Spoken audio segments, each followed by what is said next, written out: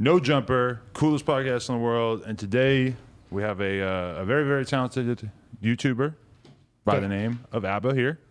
How you doing, man? I'm doing good, man. It's my first time in a studio like this, so I'm just adjusting real quick. Really? Yeah.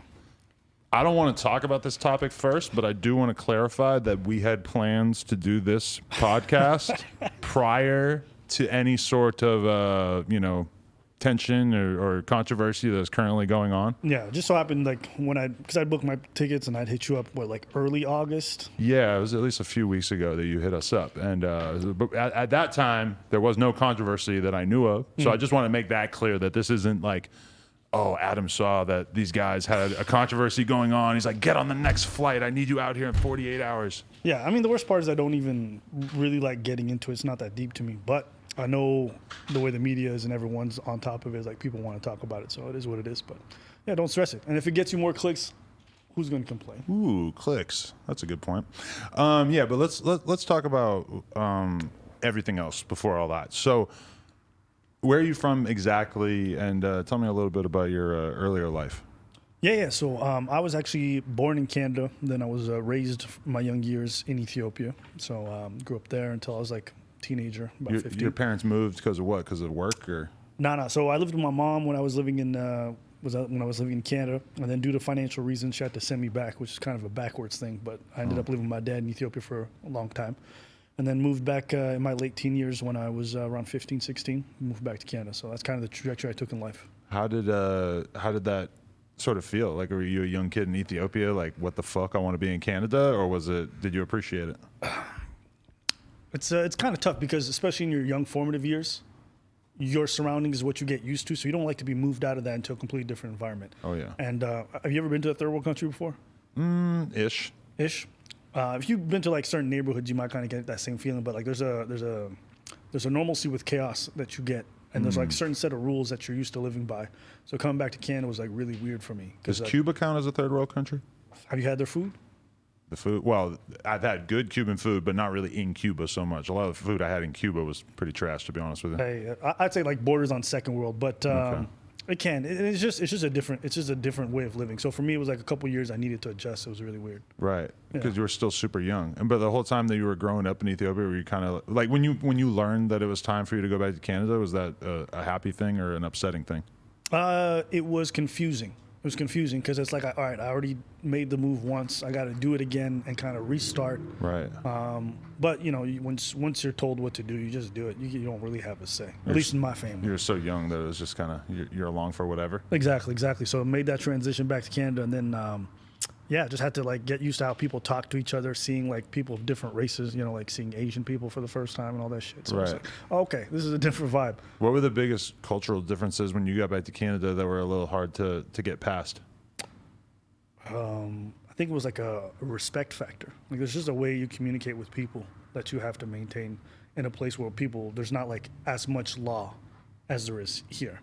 So it was just strange for me, like people acting up, and I'm like, why are you doing all this extra stuff? Like this would never fly. And then I was like, so I ended up getting into a lot of fights as a result. And a lot of conflicts because I just couldn't understand how people talk to each other that way. Right. I think of Canada as being an extremely polite place compared to here. Yeah, it's got its ghettos though. And if you live amongst the immigrants, and if you live amongst like multicultural areas, you'll get a mixer of everything. Right. Any place where there's like poverty generally, and if you live in that poor area, the rules are a bit different. The way people act around each other is a bit different. Right. Yeah. So in Ethiopia, it was just like if somebody was fucking around, there'd be a much higher chance that somebody would beat the dog shit out of them. It's just not well seen, It's like if you go to Japan, you don't see like people traditionally hitting each other in the streets unless they're degenerates or like yakuza, right? So in civil society, you don't do that generally, and so it was just a different set of rules. And for me, it was like a really weird time, and also being fresh off the boat, fashion sense off point, and being super thin. You're being 6 feet tall, 150 pounds. People won't look at you funny. Why were you so skinny? Was it just the economic conditions out there? Or? Hey, it's. I'm not even gonna come at you for that Ethiopian joke. But no, I'm serious. Like, why were you so skinny? Why was the Ethiopian guy so skinny? It just sounds like the start of a World Vision joke. But, bro, it's just kind of normal. It's like people come to America and they're like, "Why are you guys so fat?" Yeah. It's just like the way you eat. Generally, most places across the world, people don't eat like they do here. Right. Obesity is not norm. Even being like full framed is not normal. Yeah. It's only here that people traditionally have some weight on them. So, Right. And I love when people come to America and they look at like what a serving is for us, and they're just like, that is the entire story of why your country is so fat. Like they look at like the Chinese food plate from Panda Express, and they're like, $7 for that. Yeah. That's it. That's why you're fat.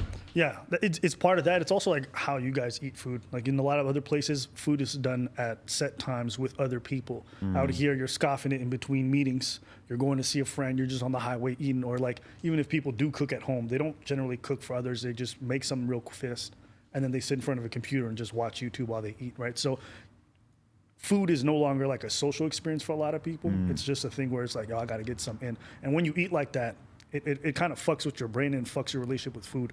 You know, if you never go to the grocery store, you just used to Uber Eats all the time. Like, go to Europe, Uber Eats is not nearly as prevalent as it is here. So it's just a relationship with food also that's different. Yeah, like when I'm in Europe and I'm seeing like what is considered normal to eat for breakfast, and it's like, oh, people will eat like a small croissant for breakfast, and I'm like, you realize in America, it's like 3 eggs, a bunch of meat, a big pile of potatoes, some vegetables. It's like, you know, we get everything in there for breakfast. So it's like that completely changes how many calories you're taking in for the day. Yeah. How long were you in Europe for? Just over the years, I've been to a shitload of different parts. They live completely different than here. What country do you go to? Germany, France, all over the UK. The way they dress. Do you notice that they got a siesta? They take a 2-hour break in the middle of the day to go nap. I was in Barcelona and I shit my pants in the middle of a siesta, and I couldn't go buy underwear because everywhere was closed, and that was pretty depressing. What'd you take? I think I actually borrowed my friend's underwear back at the house, but he was like a size medium, and I'm easily easily an XL, I guess. No, I meant what'd you take to shit your pants? Oh, I just had been drinking a lot the day prior. Okay. And then I went to fart in a convenience store and shit my pants, and then had to sort of face that reality. I'm just looking around the room to make sure like stories like these are normal. Like you're just so open about shitting your pants? No, yeah, that was totally fine. Yeah, I was just, shit my pants. It was like 10 years ago. So. Okay. All right. Yeah. Well, there you go. Even it's funny how we went from like European culture to like an American shitting his pants. In Europe. The transition is perfect. And running outside, looking at all the stores. All the stores are closed, and it's siesta. And I'm like, gah, siesta. Yeah.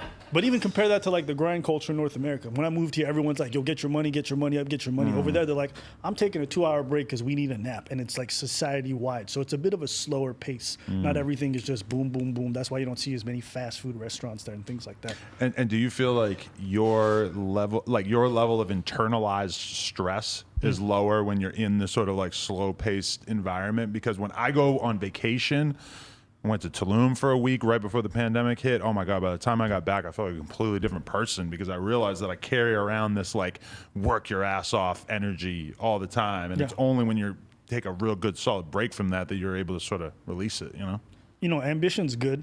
And I'm never mad at it, but I think a good life balance is always better. And I think you having a kid, you probably understand this a lot. Bingo.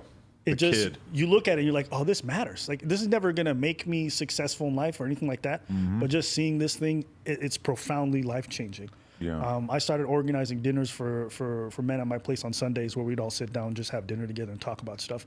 And it sounds like corny to be like, guys, I'm making food for everyone, roll over. But it's a really profound experience for me because it's a break from work, but it's also like I'm spending time with people in a way that matters that's outside of work. And it's not about like, how'd you hustle and how hard you do. It's like, what's going on with you? Let's just chit chat. And just being able to take the time to slow my life down gives me a good balance that I'm not just constantly thinking about where my subscriber numbers at or all that other bullshit that doesn't have an impact on life. Yeah, like the internet has kind of fucked up society, and then COVID really fucked up society where like, even if you weren't like a primarily online person, all of a sudden, boom, like with the social distancing and everything, you're much more online. Like, I love playing poker, and I go to the casino and I'll play for like 6-7 hours with a bunch of people, and they take your phones away because we're on live stream. And the level of like great conversation that I've been having with people sitting there with no phone for 6 hours, I'm really talking to the guy across from me, like really learning shit about him. And that is kind of a lost art these days. Poker shouldn't be something that you're thinking about. I'm about to win this hand. Everybody who's at home, watch this. It's also about like the little jib jabs that you guys have in between. I envy old people a lot because of how they live a life a lot slower. When you see an old man at a park just sitting there, some people are like, what the fuck's this loser doing? But I honestly took time to just sit on a park bench one day and just feel what that was like, just being still. And I was like, it is relaxing to not think about what's the new video I'm gonna make and none of that other stuff. And so I picked up dominoes when I was in Haiti, and sitting around 3 other guys, and y'all just talking shit while you slamming dominoes on the table and people are screaming. It's like you're present. Yeah. For this next hour, you guys are talking shit. You guys are getting each other's heads, but you're just present. There's nobody else that really matters. And you need those kind of activities to ground you, because constantly being on this shit, constantly being online, it doesn't matter.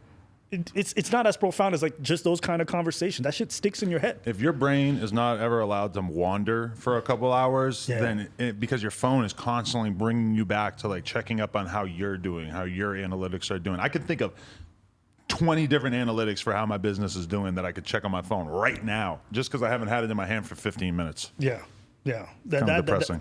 Those numbers fuck with creators' minds. Yep. They start to live by those. Like we had 3 months where we had maybe a growth of 8,000 subscribers compared to like hundreds of thousands. And people are like, are you guys okay? And I'm like, it comes in waves, it comes and goes. I'm not going to live my mood based off of things that are outside of my control. If I'm going to be good with my life, Right. if I'm going to wake up and I'm going to feel decent about myself, it can't be based on external things. It can't be based on numbers. It can't be based on how everybody else feels about me. It's got to be something that I can control over myself to at least have a good baseline when I go out in the world. Because if it's based on everything else, then you have no control, right? Every time somebody says something, you feel some type of way, you're essentially giving that kind of control over your well-being to everyone else. So that's why I always take myself back, and I'm just like, it's cool. That's why I tell people, like, if YouTube disappears tomorrow, like, it is what it is. Is it going to hurt that I built something? Yes.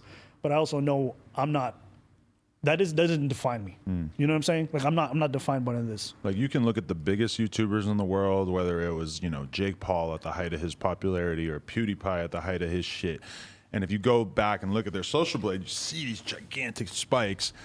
But then what happens? It goes back down to, 15, 20% of what that spike was. And these are the most successful YouTubers. So it's like, when you see that kind of thing, it makes you realize that you should be excited when you're having a spike. You should be excited when your subscribers are growing, but you just can't make that everything, because the spike is not sustainable. It's not, and you just can't. You can fight and do everything you can to make your videos get as many views as you want, but you can't judge yourself against the best moment you ever had, because by definition, you're only supposed to have that every so often. Yeah, I don't even get too happy when things are going super well, right? It's like, I watched that when I was like 24. I remember watching like a Kobe Bryant video, and he was talking about how he kind of keeps his mental toughness going. And he talks about never getting too high or never too low, and just finding a good middle ground to be able to kind of stabilize yourself at all times. Because if you're constantly trying to ride that wave all the time, eventually you're going to crash. So I think just finding a good middle ground and being like, yo, this is cool. I appreciate this. And then when it gets bad, you're like, it is what it is. I'm not going to get too caught up in it. And you just keep pressing forward. It's how you manage those peaks and valleys that are going to determine your career. Right? If you're just constantly riding that high, I promise you when it goes down, your mental health will not be okay, and it's going to fuck with you. Which is why a lot of people have like sophomore slumps. Yeah. Right? They put out their first album, they're on that high, they're crazy, people have never heard of them, everything's going well, and then now that they're on the scene, and then after that, they got to follow up with that, and it doesn't go as well. But then what ends up happening is that they crash and burn because they no longer have that confidence. They were living on peer, rather than just understanding, hey, it's going to be like this. You can't always hit 100% on every project. So just humble. It's a peacefulness that you need to find in the middle. But what I can say is that I'm glad that it took me until, at least my like early mid 30s to get there. Because when I see an 18-year-old kid who's, handsome, and all of a sudden his TikTok's got 4 million followers and every girl wants to fuck him and everybody's treating him like a god, I know that they're not going to be able to, keep that cool head and realize that this will come and this will go, and just stay humble. People are going to like you for staying who you are. That can be really, really hard to understand if you haven't been there before. It's why I sympathize with people like Michael Jackson or Justin Bieber. People look at them like, what this fucking dweeby 18-year-old? Do you know what it's like when you walk into a room as a 13-year-old kid and women faint? Yeah. Do you understand how, like, Michael's experience as a child was absolutely insane, right? He had an abusive father. He had a crazy family. Everyone who was older than him was extremely jealous of his success in life. He would walk into a room, people would just faint. He never had a childhood. Like, what does that do to your development? Imagine staying humble through that. Yeah, people look at Michael as an adult like, I don't understand him. How could you understand him? He never had a childhood. He would walk into rooms and people would collapse or try to swarm him. You'd have like 30-year-olds trying to look at Michael as a 10-year-old like, I want to suck his dick. Like, it was a crazy life that he was living. Justin Bieber's no different. You know, at 16, you got rappers, the greatest people in the world, offering you kinds of crazy drugs. It's like, how do you grow up as a normal socialized person?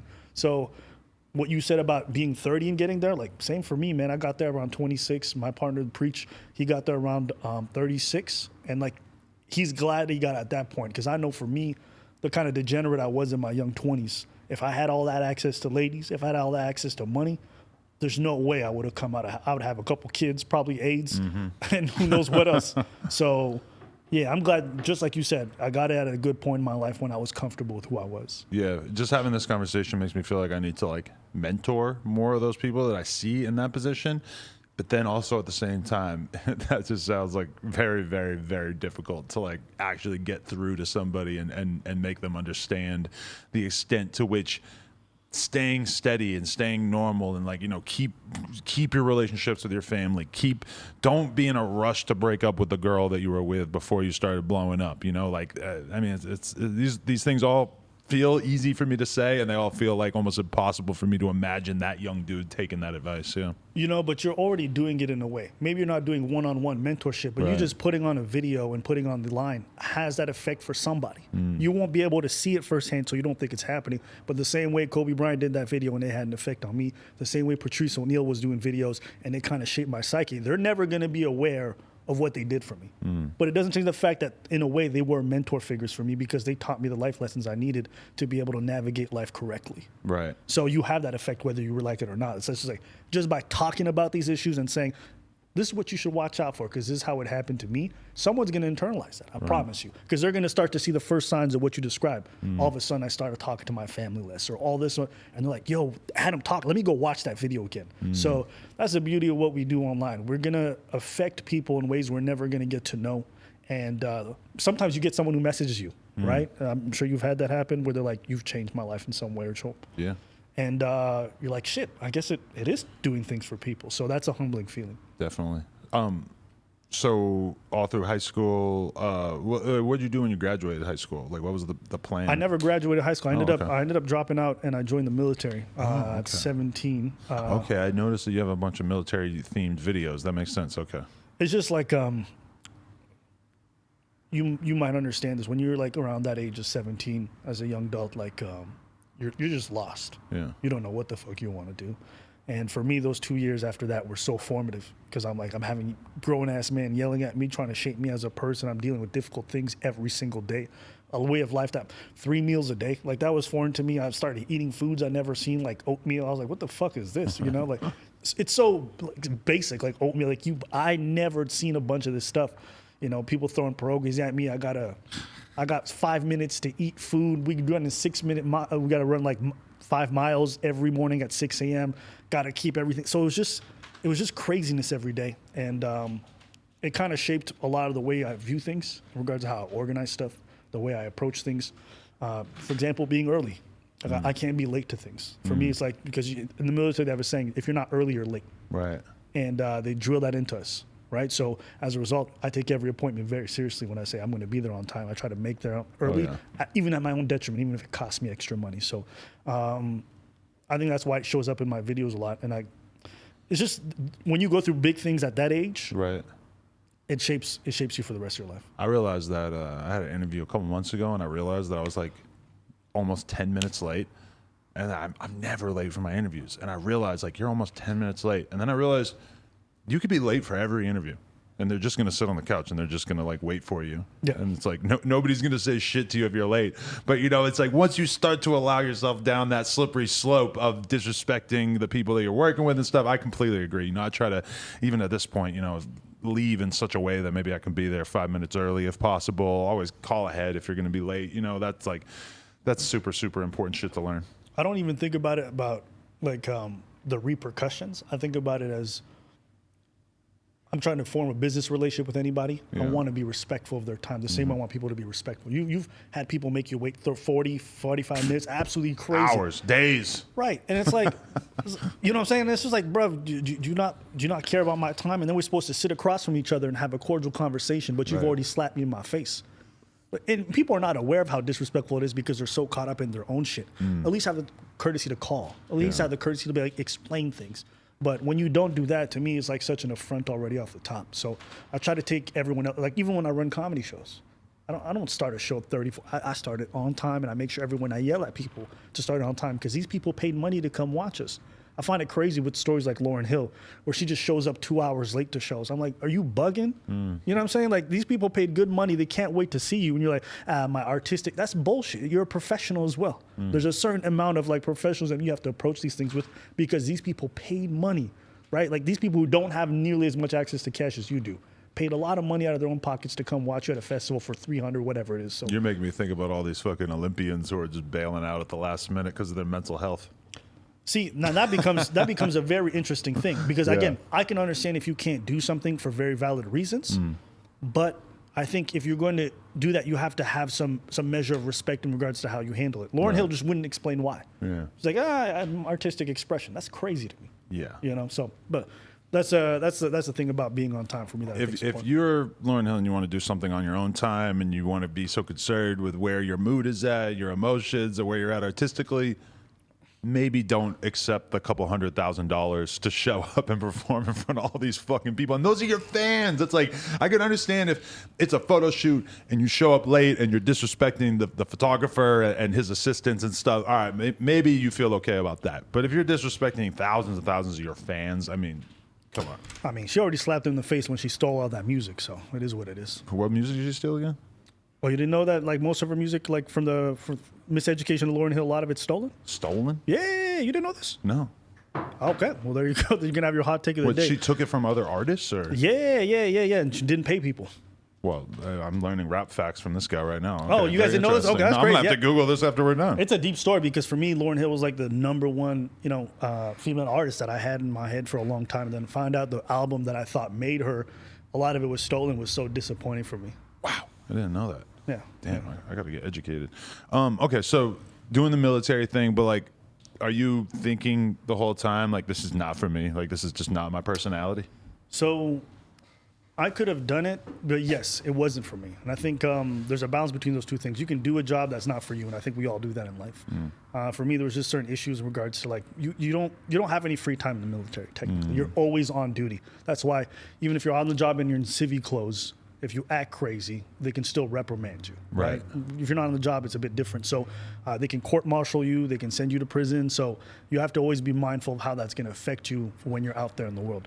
And I don't want to get into the details, but I had an incident that happened to me that was like pretty big deal in my life. And unfortunately, when you get posted to the wrong spot and you're under the wrong sergeant, they can just destroy your life, or they can fuck with you as much as they want because, chain of command. So I unfortunately had somebody above me who made it their mission to make sure that I was going to be miserable. And I was like, I don't want to be beholden to somebody who wants to bring me in every day to fuck me up. You know what I'm saying? That I have to take orders from. So I decided at that point that I didn't want to keep living that way. So I was like, I'll pass. Right. Yeah. So you leave. How long were you in there?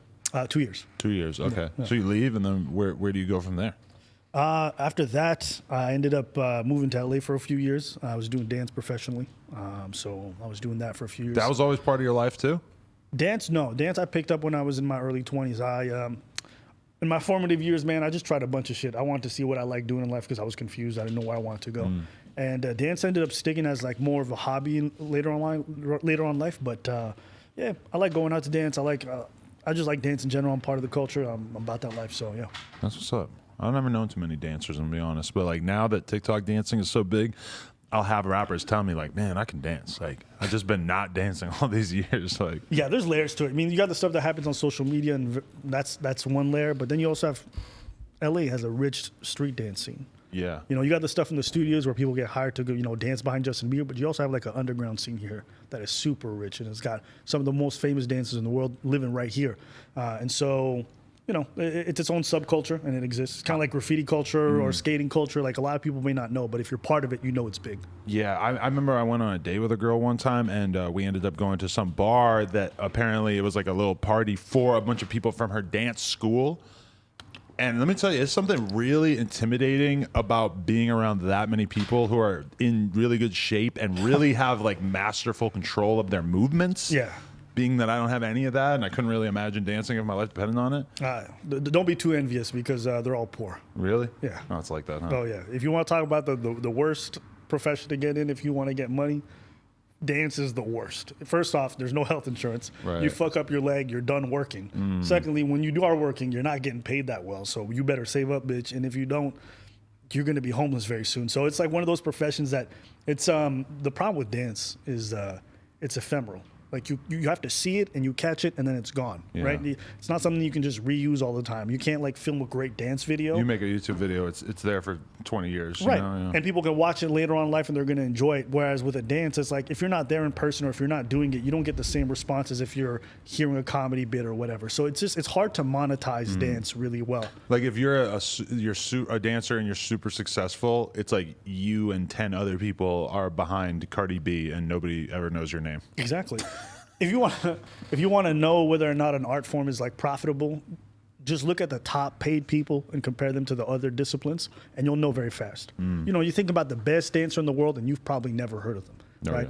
Yeah. And their salary is not that great, but compared to the top singers or the top music producers or the top painters, So it's one of those things that I feel so bad because I think it's such a dope form of art.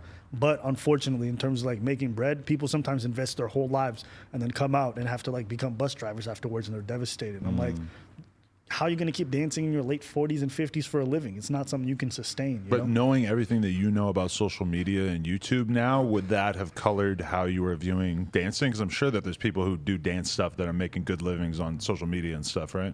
They're making like decent livings, but it's like it's far few in between. Yeah. You know what I'm saying? Like as a medium-sized artist, you can, a musician for example, you can tour and make a really good living, right? Not too many dancers can do that at a medium-sized level and then tour, right? The top end, you can always find a few. But I don't look at the top end to find out if an art form is sustainable. You got to look at the people in the middle and the people on the bottom, and can they eat at all? And also, most dancers, they make their money off other dancers. It's kind of like a pyramid scheme in a way, right? That's not a sustainable thing. You think about musicians, they got fans. They got people, the public, who just fuck with their shit. If the only people that you get money from are the people who come to your classes or your workshops or your battles, and they're all dancers, right? Then you're just making money from the community of artists. So it's not a good way to make money. That's so true. You're really making me think about skateboard and BMX. It's like very similar problems with that, yeah. Because if the general public is not behind it, how are you going to get advertising dollars? How are you going to get people to pay tickets to come to your event? They don't really fuck with BMX like that, or if they're not like interested in just watching it. The UFC wins not because MMA fighters are into it, but because the general public wants to see people bash their heads in. You need those casuals to make something really profitable long term. Very, very true. So, okay, you moved out here and tried to do the dancing thing for a while. You gave up at some point. It's not that I gave up. It's just like when you see what it's like behind the scenes, you're like, I don't want to do this for a living. This is not, I love doing this, and I still do it to this day, but I don't want to make money off of it. Sometimes you just have a passion for yourself. I'm sure you got shit that you don't make money off that you still do, right? So that was that mindset. So after that, I ended up picking up stand-up, and that stuck. Once I did stand-up, I started making YouTube videos on my own. This is about 2015, 2016. So you were doing stand-up in LA, or did you move back home? I'd moved back home, yeah. Okay. I ended up moving to Montreal, Canada to start doing stand-up, and then I never stopped after that point. Really? So you thought you had a real knack for it right away? I just got on stage and I bombed so hard my first time, and I'm like, I fucking love this shit. Really? Yeah, I was trash. I remember going up, I had this like terrible bit about like, it was one of the worst bits I ever wrote, and I still laugh about it sometimes. But I had this bit about like how my dad took me to a funeral and it was like raining, and he said, when it rains during a funeral, it's because Jesus is washing away the sins of the dead. And so I wrote this joke about like, oh, well, if it's the tears of the dead that are being washed away by rain, then when it's snowing, it's Jesus' jizz. And then the crowd was just quiet, bro. Like I remember just hearing like, when you hear quietness. Yeah. And the one thing I remember during that set was when I spoke, even when I had a pause, people were listening. And that's sometimes even more intoxicating than when people laugh. Right. It's like when I speak, even if it's not funny right now, you're fully paying attention to what I'm saying. Because some comics can't even grab people's attention or be interesting enough to like get people to focus for long enough. Right. Same thing with YouTube. But I can speak to these people and they want to listen. If I just get the jokes in, then I got this. So I just kind of kept going from there. You ever been in a room full of people and like everybody's talking, it's kind of like a wild conversation, and you try to launch into a story and you get maybe like the first sentence or two out, and then like everyone just stops paying attention to your story, and that sort of humiliating feeling of like, oh fuck, like I'm used to people paying attention to me. I'm apparently not, like, at least the beginning of that story did not hold people's attention. Yeah. I saw it happen to a dude yesterday playing poker. I don't know if anybody else noticed it. I was paying attention. I saw the pain in his face from realizing that nobody wanted to hear his story about going to the club. And you did the right thing, right? I didn't say nothing, but I was just like looking at him in pain, like, damn. Tell me how you recognize that shit and you still left my man hanging. You didn't even be like, hey, man, do you want to keep going with that story? You could have brought him back. You could have saved his self-esteem, but you just watched him burn. And as he's screaming for help, you're like... No, he had said a bunch of other annoying shit up to that point, so I was kind of like happy to like see him like perishing. And you got a petty bone. Can you make sure that my salads are in the fridge while we're on the topic? Sorry, I don't mean to put that on you or anything. Okay. But yeah, I mean, I could see in that way how the feeling of having everybody hang on your words is there's got to be something to that in comedy. Do you feel... You don't do live shows? No. Never done it. You should do a live podcast. You guys have done it?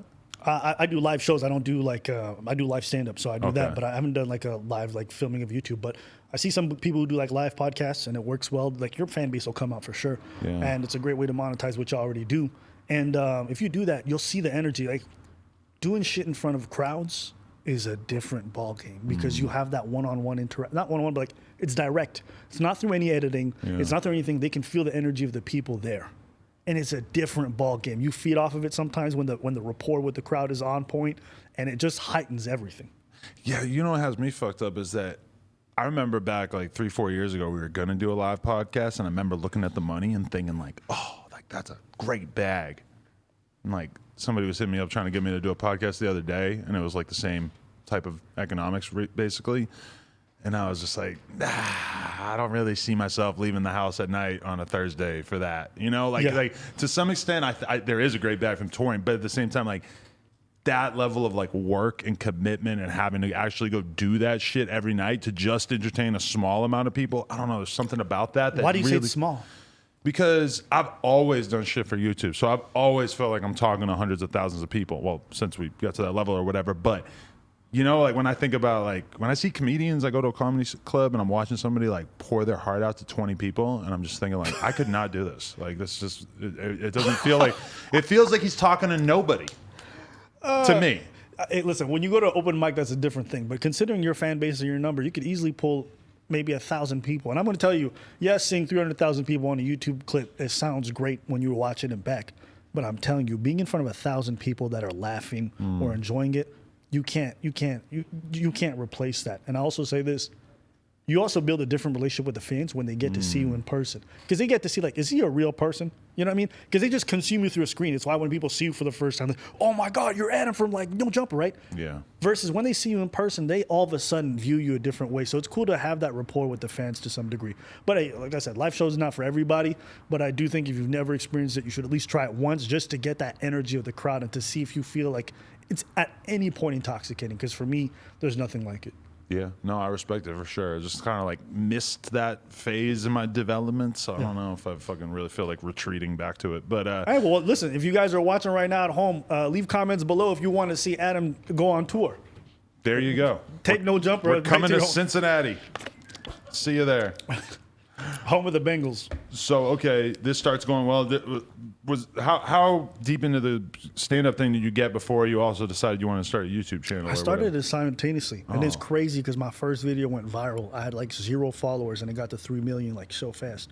I did this video about like how like short guys get discriminated against all the time. Oh, that's real. Yeah, and then I like did these live interviews with these girls, and I was like asking them why they wouldn't date short guys and all this other stuff. And like, oh, you know, he doesn't. You know, if I wear heels or I want to hug him and feel like I'm in safe and security. And I was like, all right, cool. And I was talking to them, asking, like, do you guys ask for men's height on Tinder profiles? And like, yeah, I think it's important for men to post height. And I'm like, what if they post like a weight requirement? like the men do. And the women lost their minds. And it was just like this juxtaposition between the 2 points. So yeah, that went viral. And then from there, I just kind of kept going with YouTube ever since. Preach ended up jumping on shortly afterwards. And yeah. How'd you know? He's also a street dancer. Oh, okay. Yeah. He's lived a long life. Really? Yeah. A lot of events that he could go into detail if he weren't so busy running around in the streets right now. Yeah, I mean, some people just you see it on their face that they've been through stuff or they've done things. Yeah, like when I started to see him sort of threatening to fight people, I very much got that vibe. I'm like, oh wow, this is a guy. He does not seem scared at all. Yeah. I mean, listen, I'm not going to tell the story today, but yeah, me and him, we've been to some countries where things have gone crazy, and you kind of see how people are. You see what people are really made of when chaos just breaks out and there's no rules anymore. You see how people act when panic sets in. So I've seen him in absolutely insane situations, and he's seen me in those same contexts. So I know what kind of person he is. So that's why I was chuckling, because that wasn't planned. When he said all that stuff about I'm coming, because we don't rehearse our videos. We don't tell each other what we're going to say, which is why it gives off an authentic vibe, because it's not rehearsed. So when he said that, I was chuckling in my head because I'm like, they fucked up. Right. Yeah. So did anybody have to put you on to the value of YouTube, or was it something you just sort of figured out yourself? I came on to YouTube in 2012, and I always liked the idea of being able to make stuff from my brain, put it, and then people just consume it. Because at that time it wasn't super popping, but it just looked cool. And I didn't think about its value really strongly at the time, but I knew it gave me something that I really enjoyed when I made my first video. Because it's something cool about creating something and people respect it and appreciate it.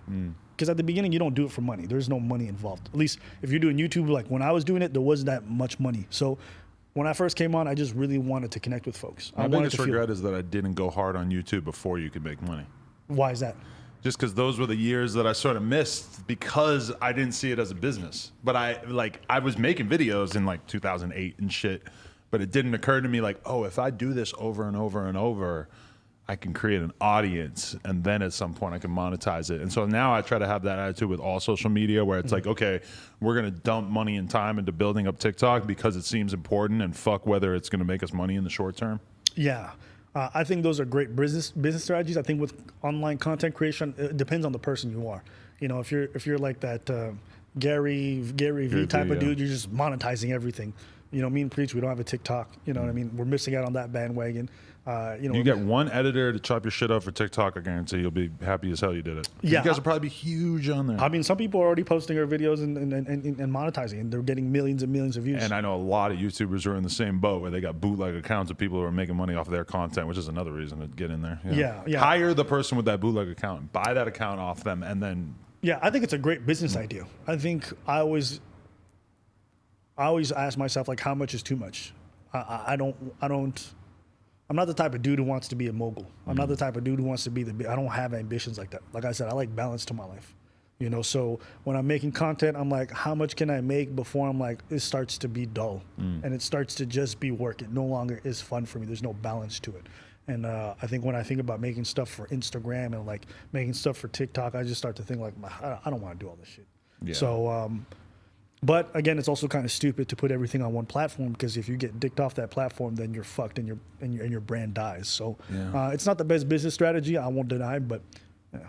Yeah, I mean, it's crazy when you see a celebrity and they'll post the same piece of content on, Facebook, TikTok, Instagram, Twitter, and you'll see it do very well on all those platforms, and you just sort of realize, like, I mean, I feel comfortable on YouTube. I feel like everybody's on YouTube, but wow, there's a lot of motherfuckers on other platforms that are not looking at YouTube. Yeah, niches are really worth it. I mean, Facebook was giving a bunch of huge deals, multi-million-dollar deals to gamers and shit like that. So if you're smart about your business and you look elsewhere, there's opportunities. There's opportunities. And the people who jumped on TikTok early saw that. When you started doing content with Preach, what was the idea? Did it look exactly the same in your earliest videos, or what was it like? Yeah, no, we used to have a couch. We used to have a couch and we used to sit and talk. And then one day we didn't have the couch, so we had to stand, and the energy was just better.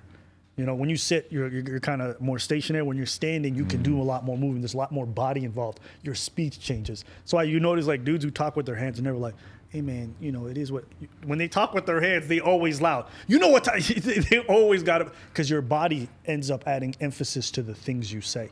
So Sitting is cool. It's not bad, especially if you want to have a chill discussion. But if you really want to get into it, you want to crack jokes, there's nothing better than being able to stand and move your body.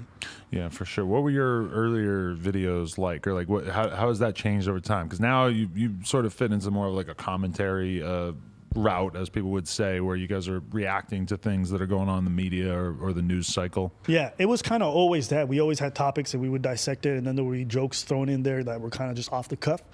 We just got better at it. You know, we got sharper, our jokes were funnier, our timing was better. As we got better stand-ups, we also became better presenters online. It's just much more of a natural feel. We got better at the whole back-end stuff. So the earlier videos are the same, but different in the sense that we don't have the same level of skill. So for people who are joining now, they watch an old video and they're like, damn, 5 years ago, I probably wouldn't have watched these guys. But I was like, yeah, it's up there for you to watch. That's our progression from there. And even you, I'm sure your early interviews, you probably cringe at a few of them. Oh, yeah. Filming it on an iPhone, one angle, terrible audio, fucking, you know, it didn't really. My main thing that I look back on and I see myself talking too fast, shoving too many questions into a short period of time, and just being nervous, which I was. Yeah. And that's like my favorite thing that I've kind of like gotten past is just like, you know, just slow it down.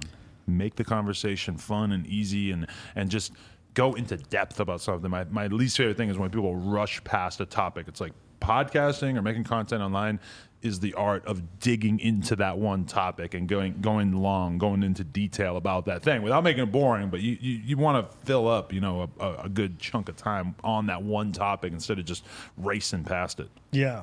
And what do you think created that change for you? Because some people have that issue and aren't able to get better. What made you get better?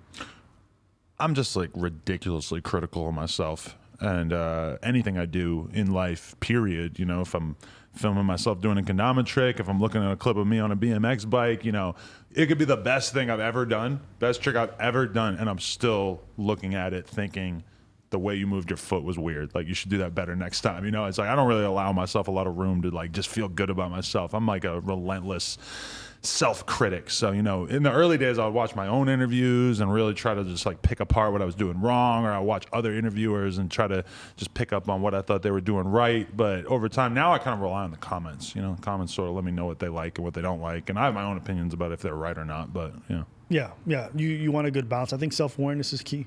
And you can't teach that to people. It's like, I can't tell you how to look at yourself. You need to be aware of how you look when you're walking around. And you have to be able to read 1,000 comments telling you that you absolutely fucked up and still stay true to your opinion that you did not fuck up. If you didn't. If you didn't. And if you did, just own that shit. Yeah. You know, there's nothing wrong with fucking up. And especially on a public platform where the internet's so unforgiving, sometimes people get prideful and they're like, fuck y'all. But sometimes like, you know what, I got this fact right. Or you know what, this take was trash. And it's just like, yo, it's cool. You know, my bad. As a grown man, I need to apologize and I'll do better and just keep it pushing. Yeah. I mean, there's so many different styles of content and so many different styles of interviews. Like, I'm kind of in awe of people who can do stuff that's different than what I do. Because, like, with me, I feel like there's a through line of the content where it's like we're trying to figure out how you got to where you're at today, and we're going to sort of go on that path, and we're going to meander off, and we're going to talk about different things.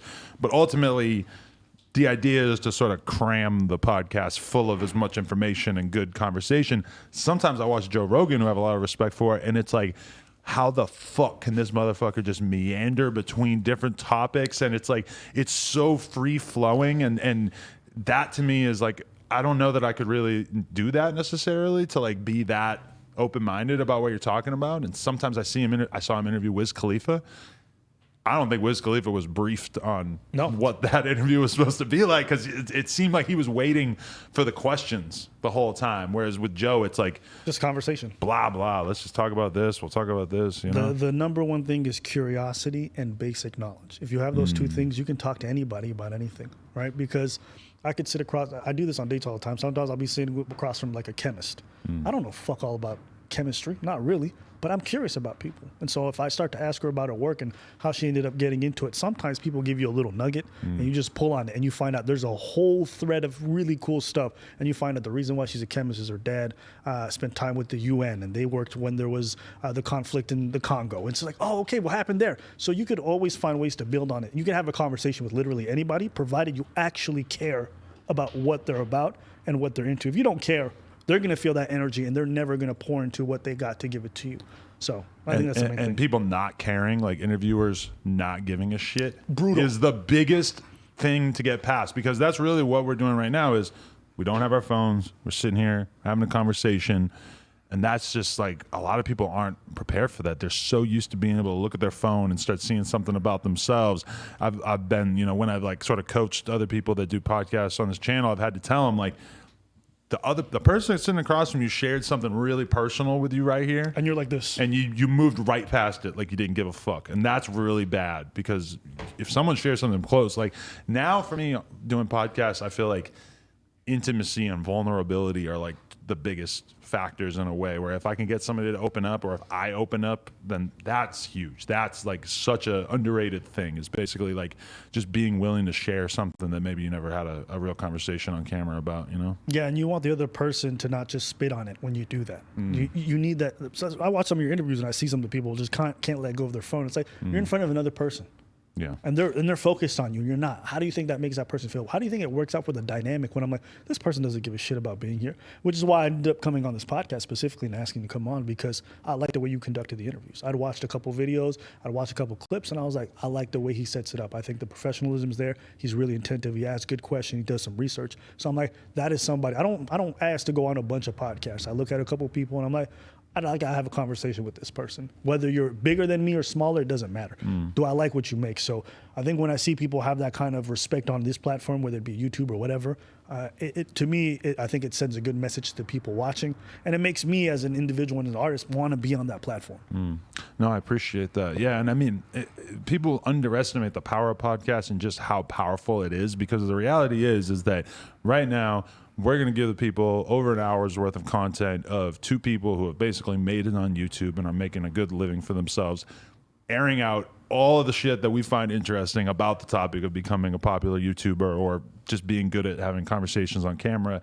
I mean, when I was 13, trying to figure out how the fuck I was going to make it in life, I would have killed for that kind of resource. And YouTube is filled with that. Like, this is just one. There's a billion. There's thousands from me. There's like thousands from a million other content creators. Like, I think young kids now, some of them get it, but a lot of them don't. That it's like, this is like a real deal cheat code to life. If you can listen to two grown men who've kind of done the thing you want to do, have a conversation about how to do it. Yeah, I definitely agree. I think the success is oftentimes a byproduct of like the trajectory. You coming on here and speaking about all this stuff. Listen, I don't know what kind of life you lived, but I'm sure if I pulled on some nuggets, I'd find some things there that would be super interesting as stories or just as character development that people can take away from. You probably got like 5, 6 at least events in your life that if you were to point to, I'm like, that was a crazy event for me. For me, for example, like there was this one memory I have and it never leaves my head. The day I realized my family's fucked up is I was 27. I have a friend, Kate Davis from Toronto. She's a comedian in her 40s, and she invites me back to her place because she's having a Thanksgiving dinner, okay? And so I'm like, sure, I'll show up. So I'm in Toronto. I go to her place. Her family's there. Her husband's there. I'm all chilling. And I'm watching the kids interact with the mom, and everything's cordial and cool. And everyone sits at a table, and they start putting out plates of food, and they start, they say a little prayer, and then they hand out stuff. And that was the moment where I was just watching this. I'm like, boom. If you don't have something in your life, you don't realize its absence until you get a little bit of it. And I thought to myself, I haven't had a family dinner since I was 12. And I've gotten used to it. I didn't start crying about it, but it was just like the way that she talks to her mom in very earnest way. It's not like something like because people are around. They genuinely talk to each other with respect and love. And I'm like, I was just always grown up in something fucked up, and I never realized it until I was something different. And after that point, I was like, oh, this is why family's important. Yeah. This is why having people around you who actually want to spend time and have a supper with you and look at you in a profound way. This is why it's important. And that kind of morphed my thinking. Just that one dinner. Everyone's just starting to pass around turkey, and I'm just looking like, why is this is fucking, and then I'm like, no, I'm the one who's from the fucked up place. So, we all have moments like that kind of shape us in a way. No, 100%. Yeah. I mean, and I see that all the time. Like just for an example, something similar that I had when I was a kid. I remember I had a friend from school, didn't realize where he lived. And then at one point I rode my bike after school to his house. He lived in a trailer park, but I'm young enough. I'm like 3rd, 4th grade. I don't really get that my house is pretty nice compared to the trailer park. Then I meet his mom, and I don't really get it. But then my mom came to pick me up, and I'm looking at my mom and looking at his mom, and they're having a conversation, and I'm realizing like, oh, my mom is a very smart, respectable woman, and this other dude's mom, realistically, is trailer trash. And I mean, much respect to her, but I mean, it's like different levels in society. And that was the first time that I ever realized, like, oh, like a lot of people are not from the same background as me. And it would be until much, much later that I realized, like, oh, my parents aren't like the top of society. They're actually extremely lower middle class, right? And that there's a ton of people on earth who would look at my family like they're a bunch of fucking bumpkins, basically, in comparison. And it takes so long for you to realize like exactly where you are at in society or where you come from. Like I remember not like leaving my hometown, moving to New York for years and years, and then coming back with a bunch of my friends on a BMX trip, and everyone in the van was like looking around in the downtown area and being like, holy fuck, there are so many junkies around here. And I had never realized as a kid, like, oh yeah, all these people are drug addicts wandering around downtown right now. Yeah, when your environment shapes you in ways like you'll never. Whatever happened to that kid, the trailer trash kid? Probably nothing good. I'm gonna be honest with you. Yeah. Okay. Yeah. See, and it's interesting because you see the genesis of stuff, and you see how people are just born into circumstances. Like you didn't.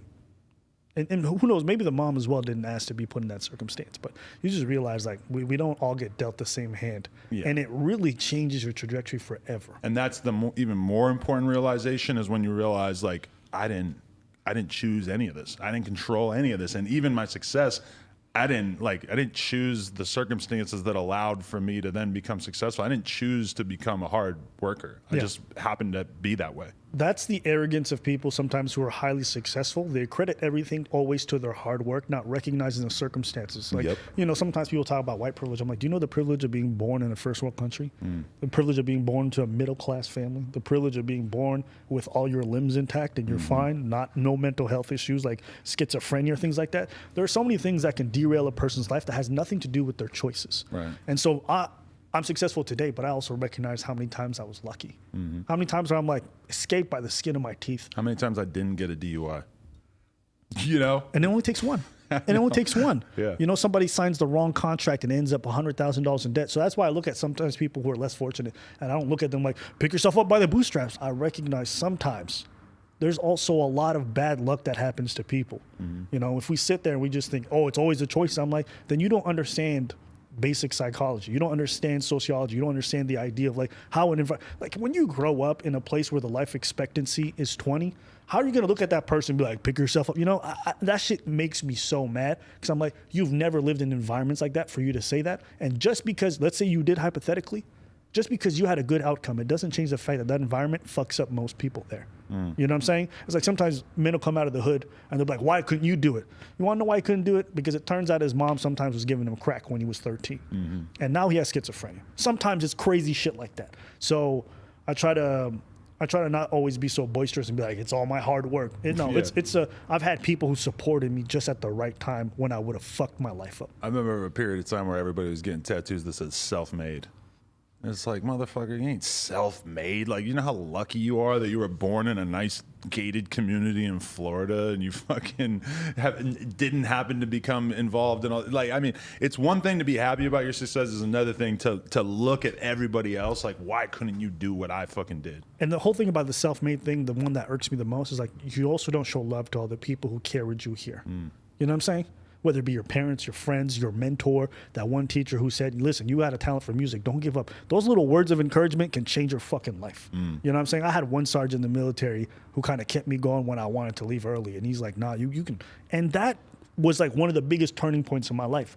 So I can't sit here today and be like, self-made is just me. It's like, no, there's people who took the time out of their day to come and try to support me when nobody else would, or they didn't have to. And if I were to say self-made, it's so arrogant because it doesn't show respect to their input in my life. So I always try to remember that when I'm here and always understand the importance of community.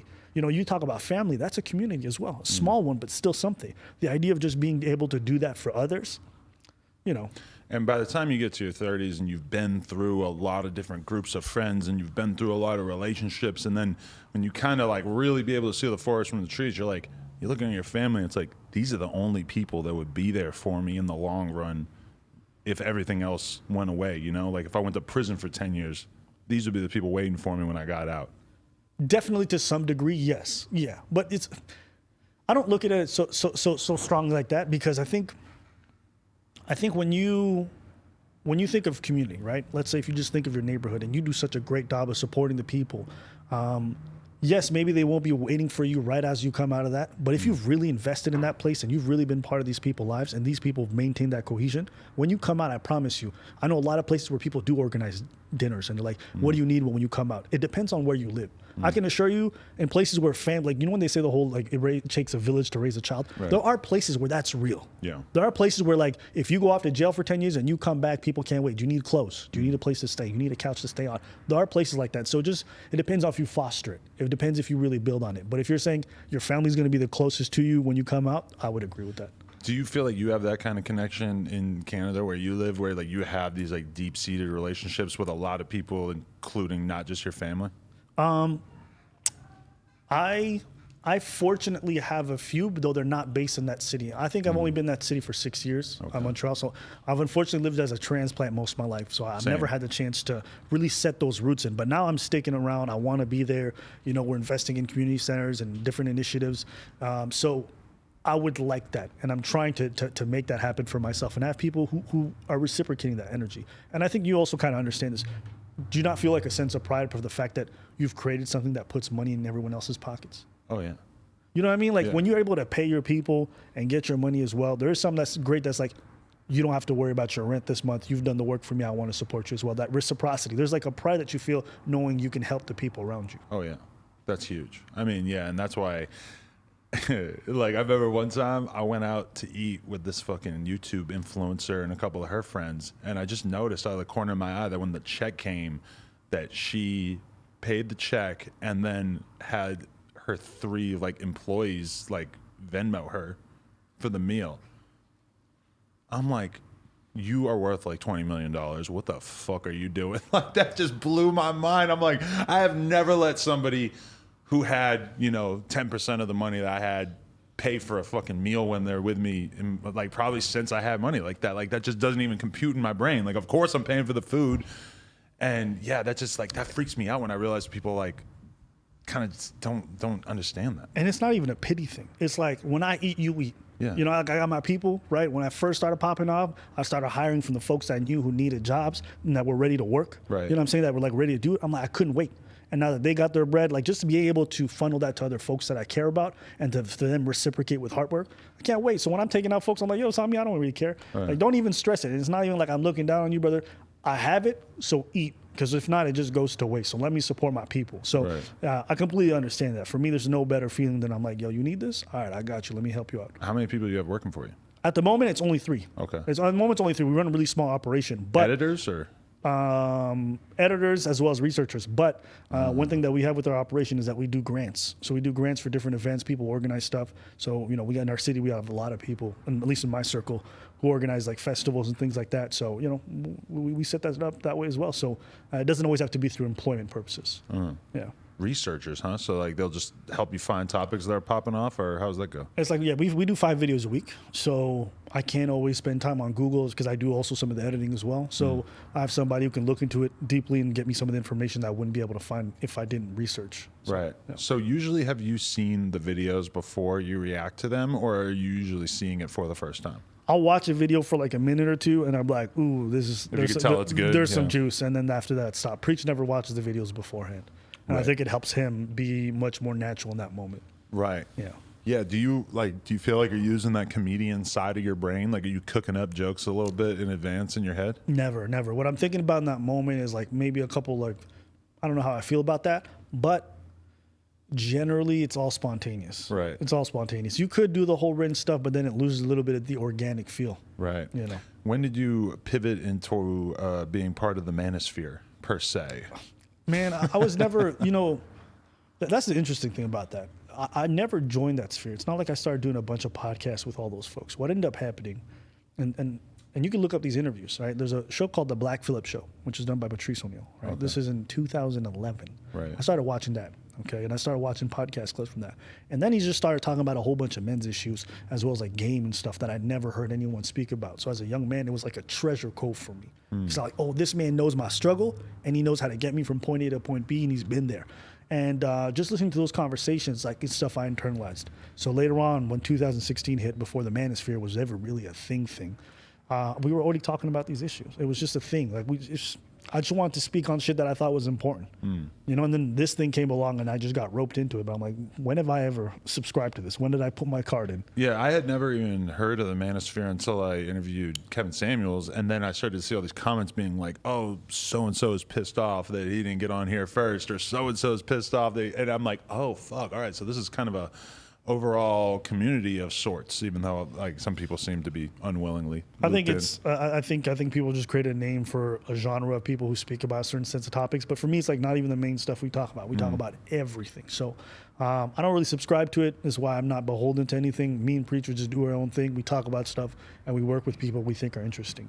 Period. I do think it's a lot, maybe not all of it, but well, definitely not all of it. But I think that there is something important about what's going on with people like Kevin Samuels and stuff, because, you know, there was a certain point of me as a creator where I remember I said something in a video, maybe 2016, and I said, like, listen, we live in a patriarchal society and yada, yada, yada, just sort of like repeating a lot of the tropes that I had been fed. Yeah.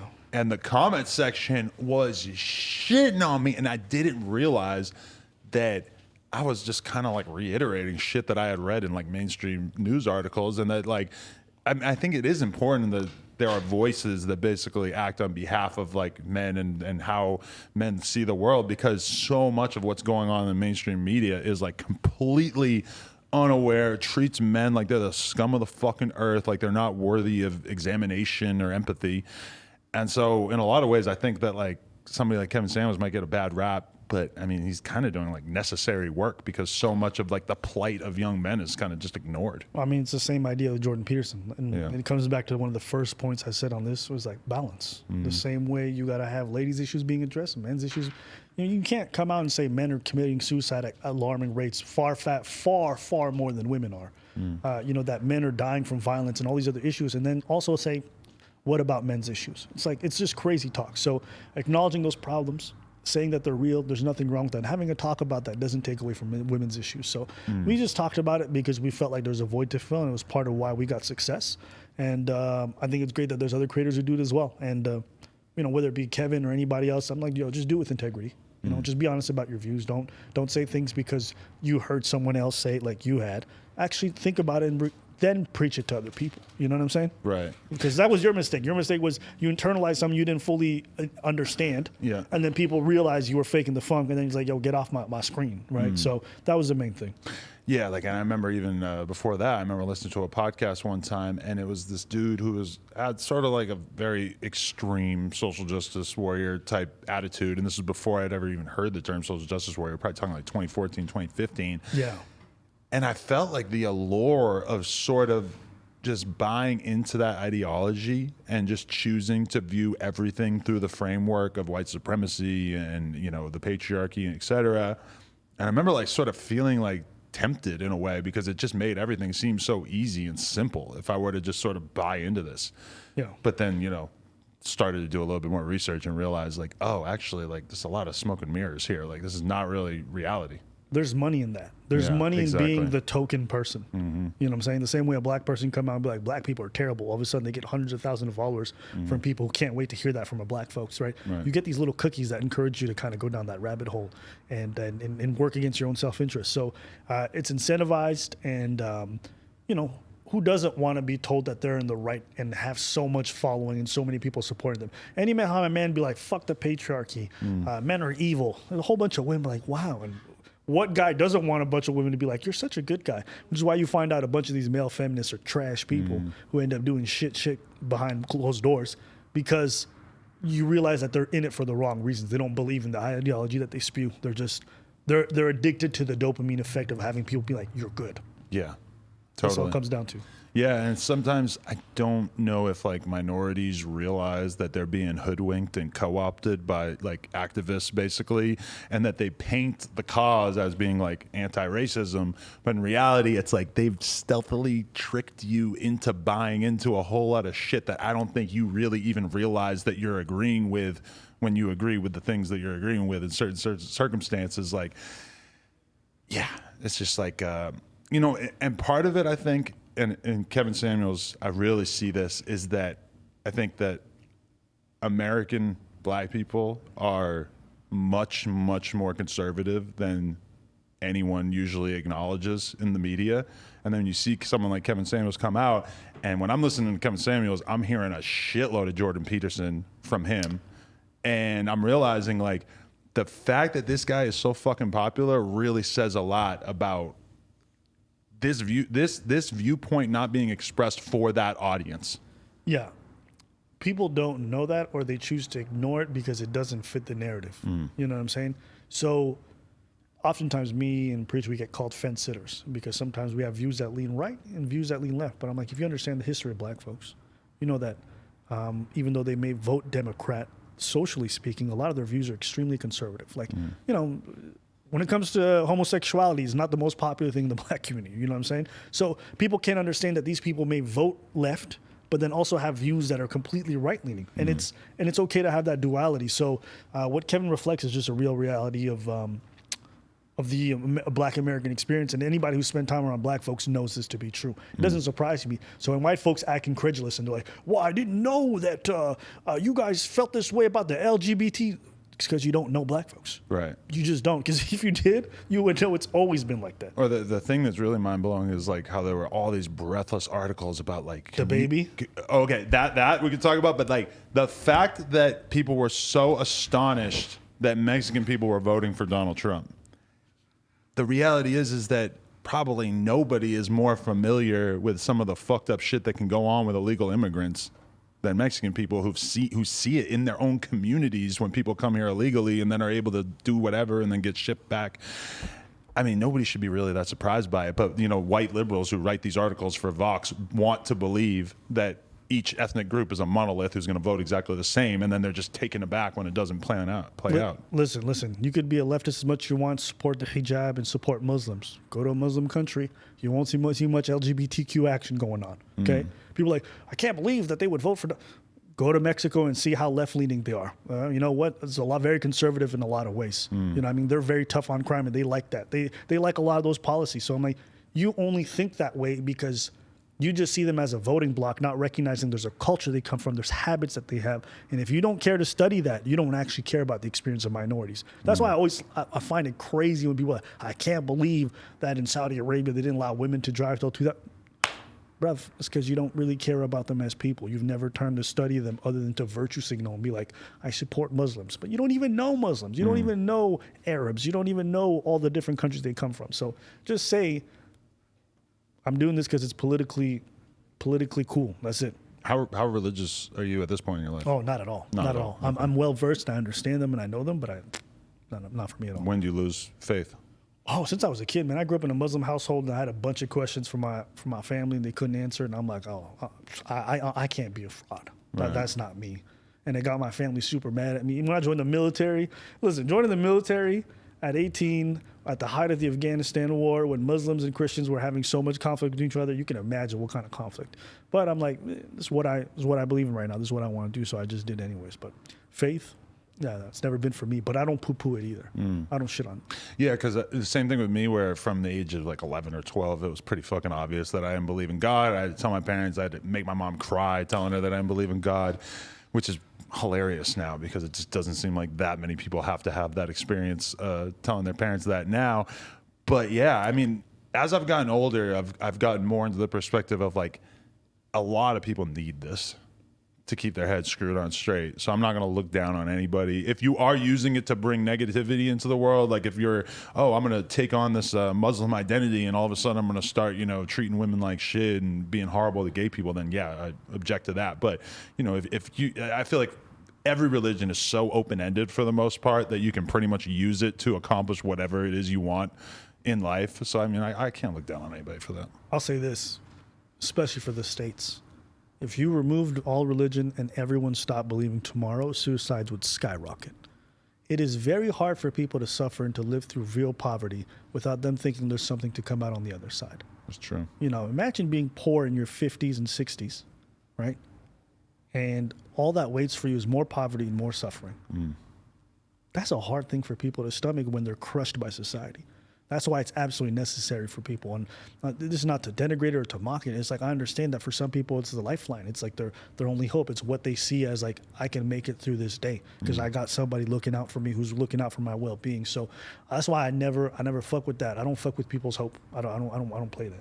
Yeah. This is pointless because, I mean, most of it, 99% of it is stuff that just doesn't really relate to the real world, you know? Yeah. If you believe in God, so you want to make it so that, you know, women can't get birth control. Well, okay, now I have an issue with it. But you know, if your version of religion is I'm going to hang some stuff on the wall and I'm going to pray at night, like what the fuck could anyone possibly care about this for? You know, my only problem with it is I think sometimes people take the text too literally, not understanding that a lot of it is more metaphors. A lot of it is more stories to represent element. That's why they have the whole idea of like archetypes. Greek mythology was fantastic because the stories, even though they weren't real, told real life lessons. And I think the Bible and even the Quran has the same ideas. And so sometimes when people take it too literal, I get a little bit lost in the sauce. But if you think about like Greek mythology, like there's great morals. Icarus is a great one. The story of Icarus, the guy who is told by his father not to fly too close to the sun or burn your wings. And he flies up and he ends up burning his wings because he thought he can do anything he wanted. And he ends up drowning in the ocean. It's like, you know, it's the idea of like ambition is good, but be careful as you're rising because sometimes it can swallow you up. You have to do it properly.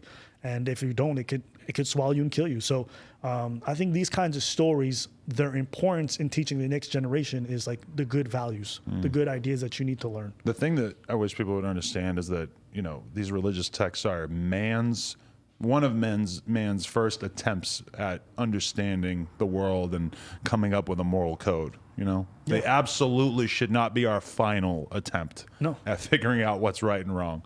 A lot of people treat it too much like that, or like a justification for doing things that are clearly wrong in modern times when we have so much evidence and so many ideas out there that would be a lot better suited. How are you feeling about the Taliban making big moves, man? They're out here, man. Hey, man, I told this to everybody. I said we should have never been there, and we pull out now. It is what it is. It's their country. It's their if it's for them to handle.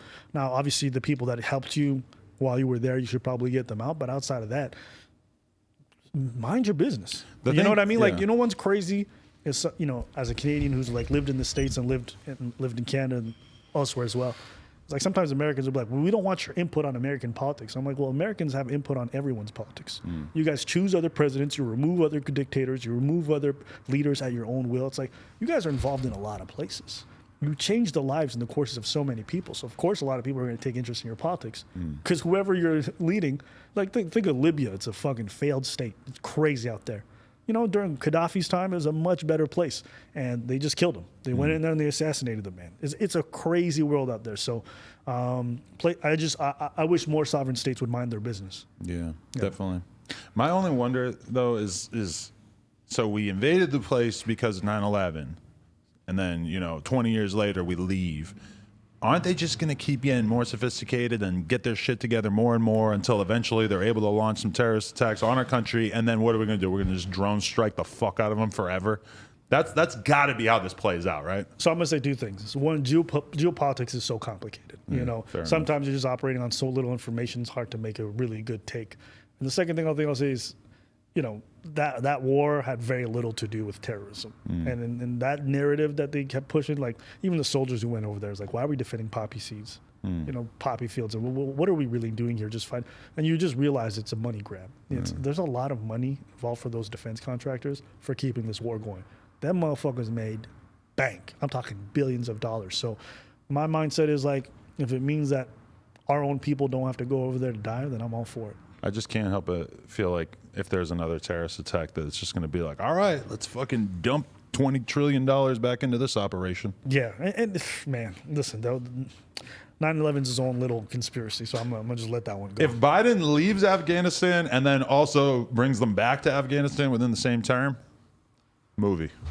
Hey man, like I said, the military-industrial complex wants their bread. They could think about this. If you make a lot of money, if a country goes to war, Why wouldn't you just organize your own terrorist attack on your own people to justify going to war? Billions, trillions. So for me, I'm the type of person where I find it so interesting that it's always like the states that are really being hit by these kind of things, or being threatened with that. If you go to other countries, it's not nearly as prevalent. Why? Because they know those people won't send their soldiers right away. So there's no money in it. I don't know. It's a whole conspiracy that I probably shouldn't be talking Well, to be fair, there's a shitload of terrorist attacks in like just London a couple of years ago. There's a fuckload of terrorist attacks. I mean, their instinct isn't like, let's find out what country they're from and just bomb the fuck out of it and send all our soldiers there. Well, they did. They did that with ISIS. Oh, yeah. Yeah, ISIS got fucked up, right? And all those people were like, for the caliphate. I mean, they do some crazy stuff. They be doing beheadings in like France and churches. Yeah. Oh, man. I don't know. It's crazy out there. It's actually, let's get back to the manosphere. Okay. So what has it been like a slow progression of realizing what your audience wants you to talk about? Or do you still, and do you feel like you are sort of governed by knowing what the audience wants you to talk about versus maybe just what you feel like talking about? How do you play that balance? I mean, listen, there's different ways of going about YouTube. You can find a niche and just cover that, and you'll build an audience that loves that niche, and then therefore your subscriber base will watch pretty much every video. That's not how we did stuff. We'll have one video where we're talking about like reacting to a random Jubilee video about like moms and dads. Then we'll have another video where we're talking about the fact that women can also be physically abusive in relationships. And then we'll have another video where we talk about culture and how like Haiti's a very segregated country in some ways. And like, we just want to talk about things that we're interested in. Does that result in the fact that we dilute some things for our fans? Sure, because not everyone who comes to watch us for one video will come to watch us for another. So the way we kind of operate is like, we just want to talk about what we want to talk about. You tune in for 2 videos, great. You tune in for 1, that's fantastic. And we just keep it pushing. The same way you do interviews with people from all walks of life. Not everyone's going to jive with every single interview because the guest, like, I don't give a fuck about that guest, right? So I kind of operate in the same thing. So that's kind of the mindset. Definitely. I do think that your fans seem very, very committed, though, because I noticed you guys have like a pretty consistent like bar that your videos will get. So it feels like, yes, you will have outlier popular ones, but for the most part. There's a core. There's always a core, yeah. And you know what it is? It's there are moments where the fans feel like you really represent something for them or you really hit home for them, and then they start to build a bit of loyalty. You know what I'm saying? And then it takes a different tone. Now it's not like I want to hear what he's talking about. I just want to hear him speak, period. Even if it's not a topic I generally love, I'm still going to come in because I find it so interesting and I really appreciate that person that I'm going to still just tune in. But that's the ultimate level of trust, is to have them see that you're talking about something that they don't know anything about. That's why I look at PewDiePie as like kind of the ultimate YouTuber, because some of his thumbnails make no fucking sense. There's completely arbitrary, random shit, inside jokes, 7 million views. And I'm like, bro, that is the worst fucking video title I've ever seen in my life, and you still got that many views. That's incredible. Because I'm going to tell you something. Optimization is great, but the number one thing that matters on this platform is authenticity. Above everything else.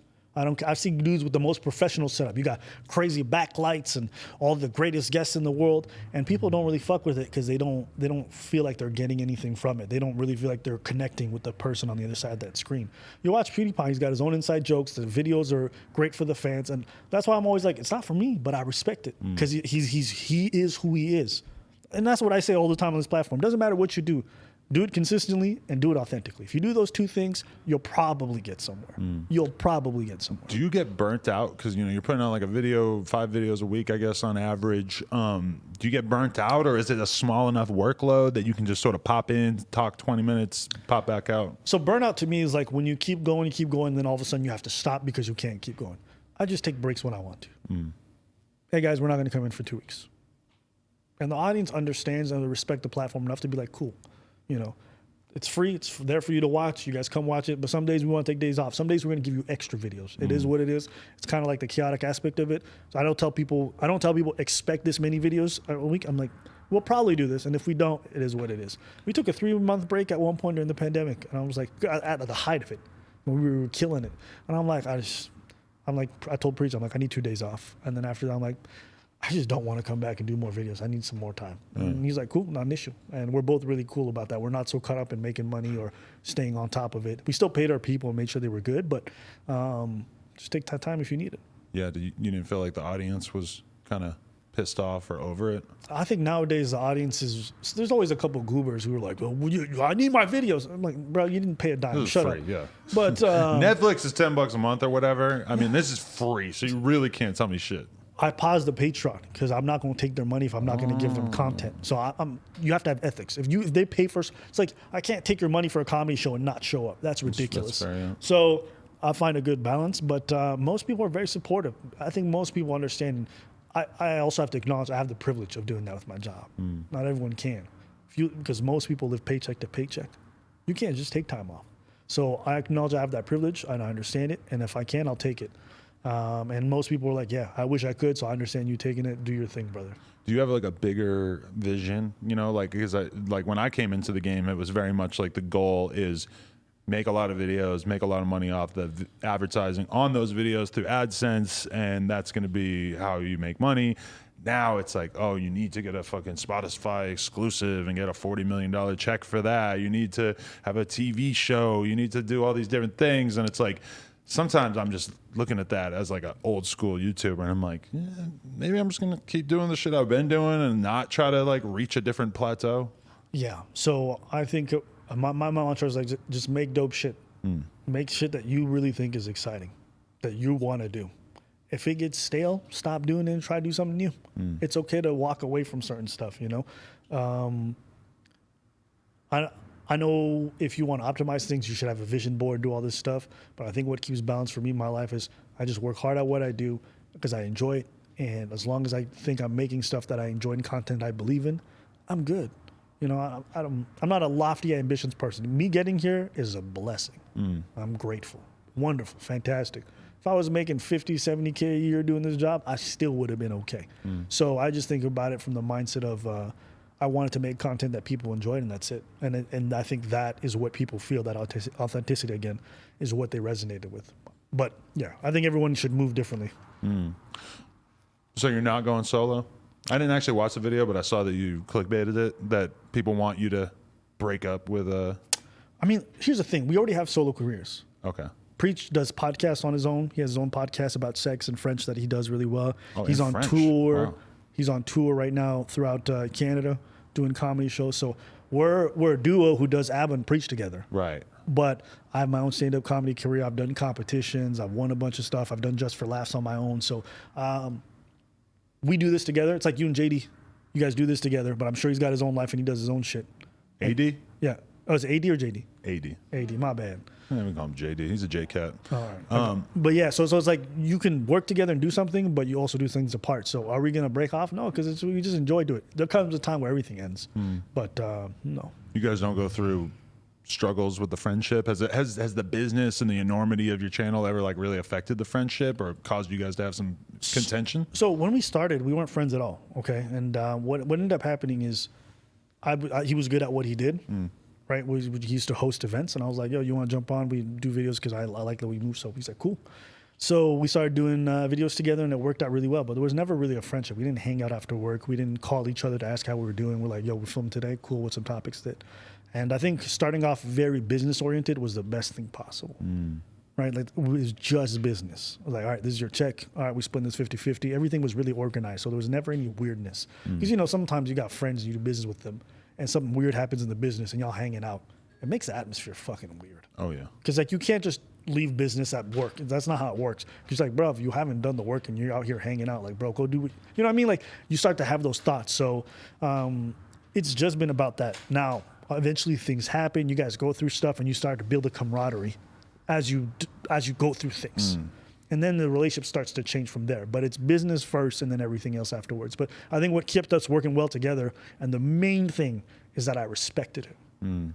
He was I don't doubt one thing about him, it's his character. And he has the same relationship with me.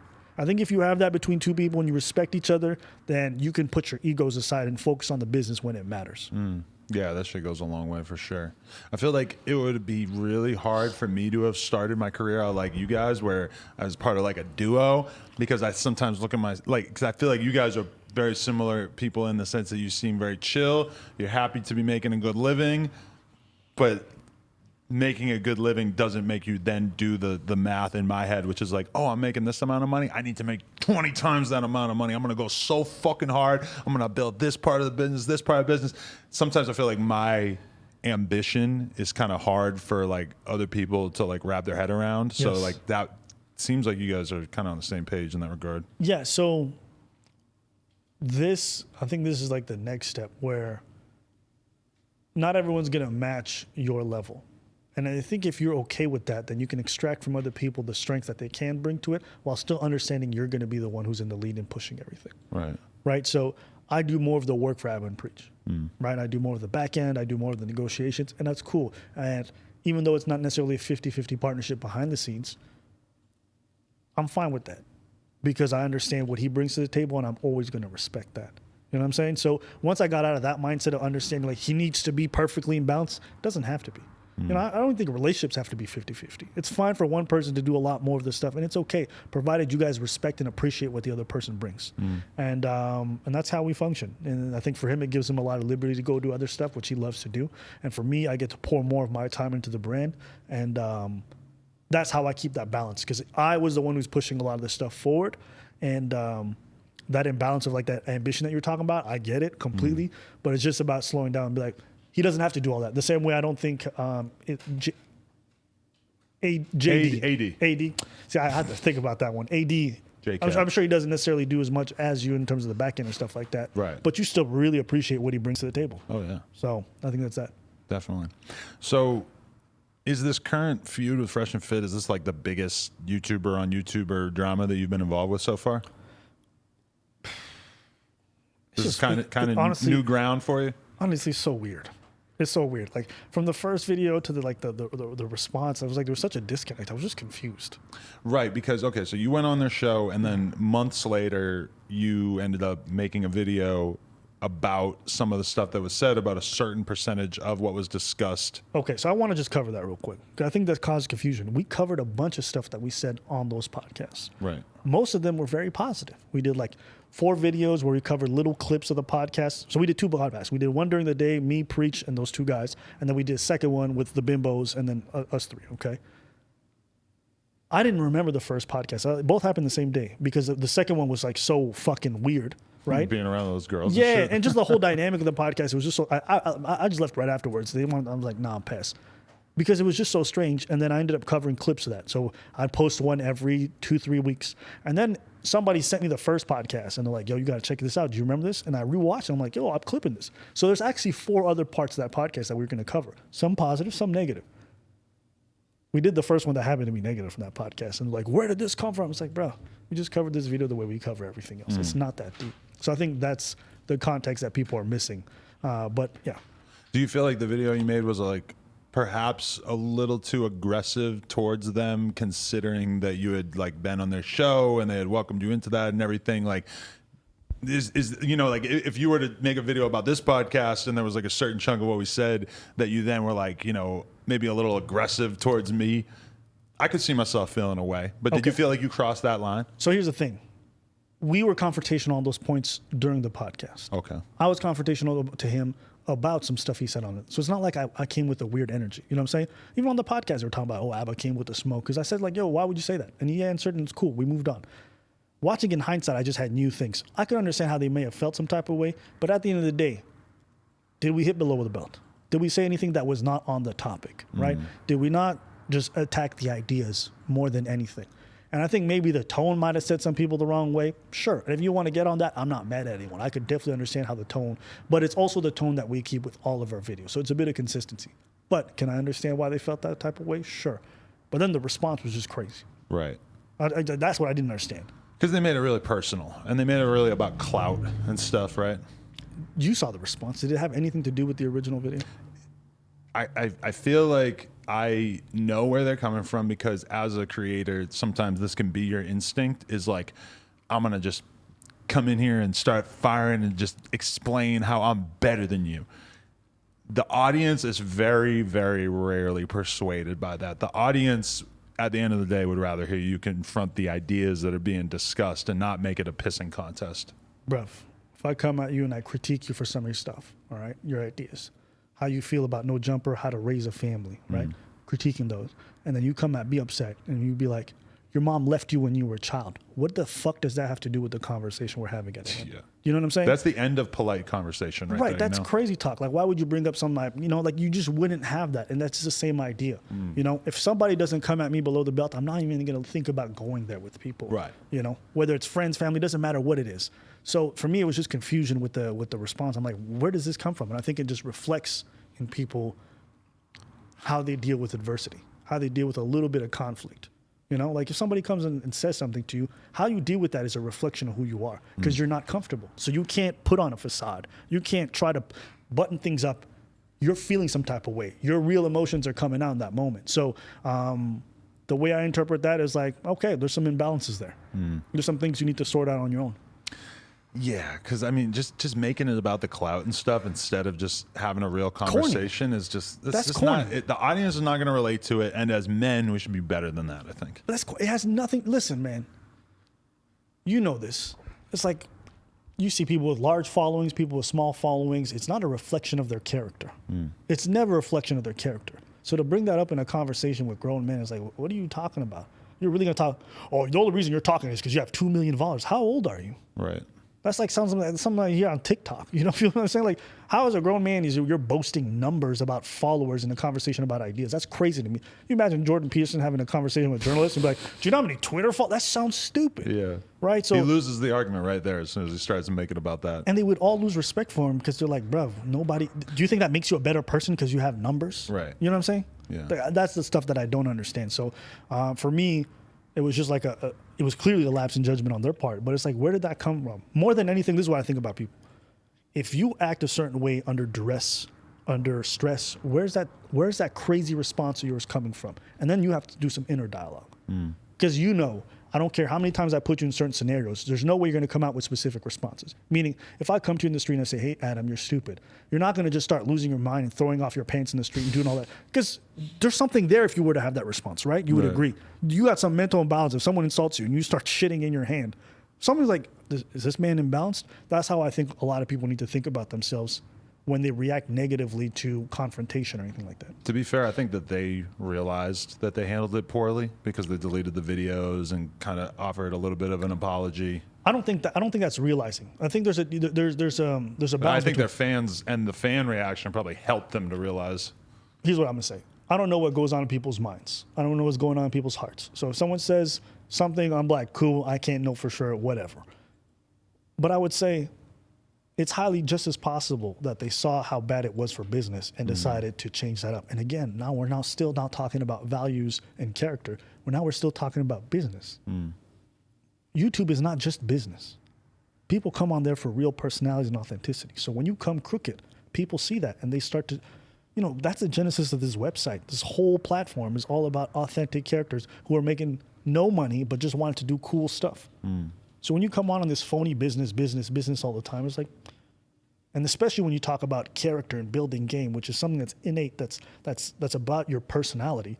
How are you going to teach that to somebody when you're only about numbers? You know what I'm saying? And so I think a lot of people felt like, first off, the first apology was stupid. I apologize to my fans. Right. Like you say someone disrespectful to someone's wife and them, and you apologize to your fans. So already in hindsight, that was the first way they came about it. It's kind of like the baby. I don't think he's really sorry about what he said. Oh, no. He's sorry that, he's losing money maybe.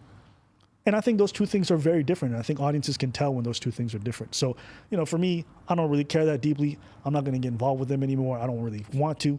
But as far as my perception of them, is like you were trying to be a leader and you really didn't have what it takes. That's what it really comes down to. Yeah. I mean, to be fair, I feel like they're really new at this and that I could kind of imagine of myself have gotten into a similar situation in the sense of being disrespectful very early on. So I hope that they kind of like learn from the experience, because I think that like even their fans seem to be pretty much 100% on the same page of like, that's not how you go about an argument with somebody that you already ostensibly have a relationship with. Because you guys could totally still be cool after that video that you guys made, and it could have still been really good for content if you guys had just gone back and forth and talked about it, and it didn't have to be this sort of life or death thing, I can't right? be cool with people who don't have integrity. That's me personally. I won't go after you But if you're someone who I think is a reprehensible person, I'm not trying to have business relationships with you. Why would I?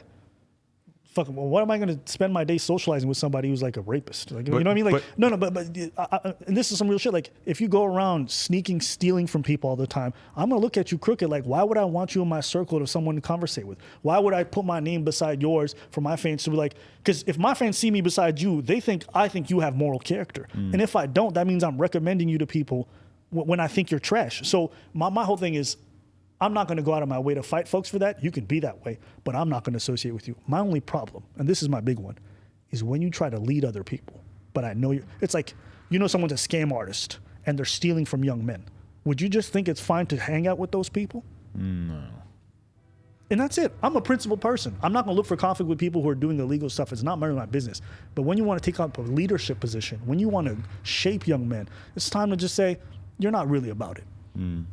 But you didn't feel so negatively about them until they started responding to that video. You weren't so upset about just what happened on the podcast in their studio? No. So after I went on the podcast the first time, a lot of time had passed, and people kept sending me stuff in emails, and I never really covered it, right? I started seeing stuff on a regular basis about this is what this person's doing behind. They were having the receipts for it, and I was like, oh, is that how you move? And I was like, okay. I didn't really think much of it. I'm like, I'm not going to get into it.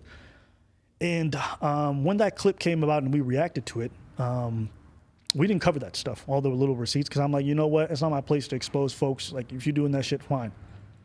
But one thing I thought was distasteful was like when you get up on a platform and you say, young men, this is why you shouldn't do this. This is why you should never. And you're doing it behind closed doors like a Derek Jackson. It starts to rub me the wrong way. That's why we covered Derek Jackson. We did the exact same thing.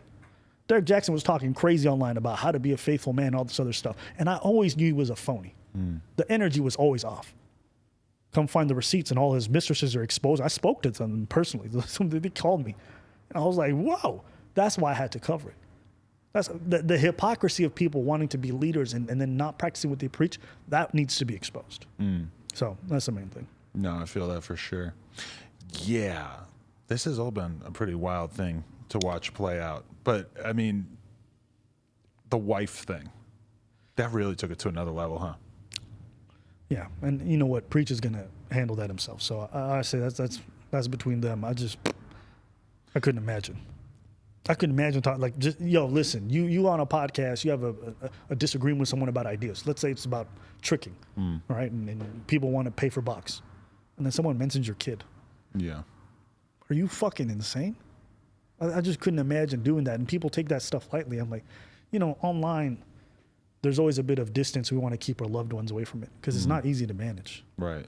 You know this, right? Like the influence that everyone on Twitter and stuff has on your personal life, it's a lot. And so to have that also trickle down to your family, that's why I'm super protective of my family. Right. I don't post them online. They're not on any of my social medias. Nobody ever gonna find no pictures of us unless I'm ready to do that. But even then, I really think about putting anybody's face online. Right. And so when you bring up their names and you just start that kind of thing, I'm like, what are you doing? So it's just, I'm not a fan of it. And I think everybody knows it's not a right thing to do. So I don't overthink it. I mean, in a way though, I'm like, in the pickup artist space in general, like one of the things that I've seen from just sort of like observing people's channels and stuff is a lot of times it feels like a lot of the guys involved in this space are kind of like just showing off for each other. Do you know the emotion you're showing on your face right now? What? It's disgust. When I see these, not them, but like other people, when I've seen people just bragging about what their lay count is and shit, I'm like, bro, this is weird to me because if you were a guy who was really concerned with like maximizing how much ass you're getting, you wouldn't be out here making YouTube videos like saying I've fucked 1,500 girls. And even if that's true, like that's cool. Maybe you could somehow still manage getting girls and also bragging about this absurd amount of girls you slept with. But it just really kind of comes off as like showing off for the dudes and not really actually being good at that. And also I feel like at some point it needs to be acknowledged that it's probably not the best thing for you as a human being to be trying to have sex with women on this like industrial scale where you're like just fucking every fucking girl on earth. Like this is not good for your soul is one thing I would like to just point out. And I say that as a person who has a lot of indiscriminate sex throughout my life and continue to. The consequences of fucking around all the time don't get talked about enough. It's very difficult to have purpose in life and to also be gluttonous when it comes to sex. I agree.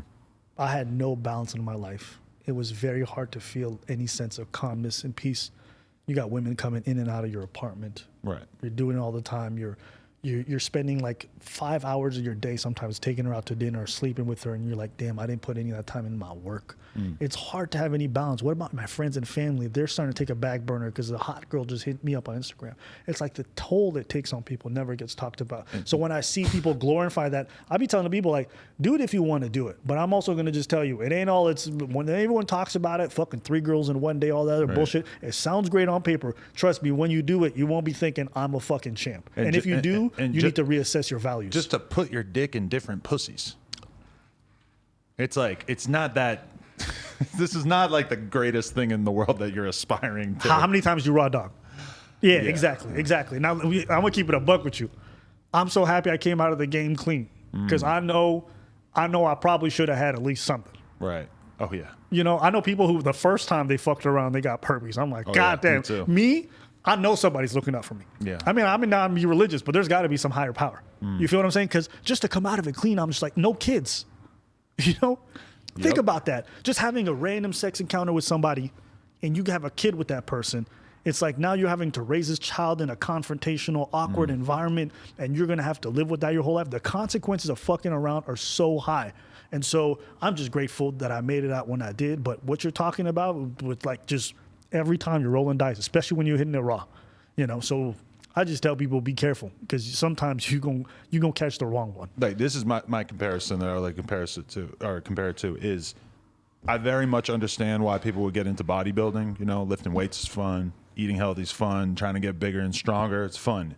But then when you get to the extreme end of the spectrum, you have, you know, professional bodybuilders who are shooting huge amounts of testosterone into their ass or taking all these crazy drugs. They don't do anything in life because they got to eat 18 meals a day, etc. And you can see how that all comes from this one desire to, like, you know, get your bench press up a bit. Or, like, you know, you want to get some girls, so you want to get your arms bigger, whatever. And then at the extreme end of that spectrum, you have people doing things that are clearly horrible for them based on that initial desire to get bigger and stronger. When I see the extremes of the pickup artist stuff, and, you know, there's a lot of rappers and stuff who are like this too, where, like, they feel like they need to fuck 30 new girls a week to be happy or whatever.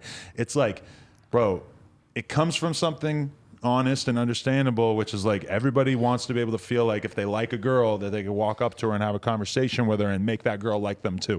Very basic human desire that a lot of guys are just not familiar with. I remember that there was a time period in my life when I first found that book, The Game, and I read that shit cover to cover, and I was like, wow, that actually just really helped inform me a lot on a lot of what I'm going through, which is just basically having the insecurity of not being able to talk to a girl the way that I want to be able to.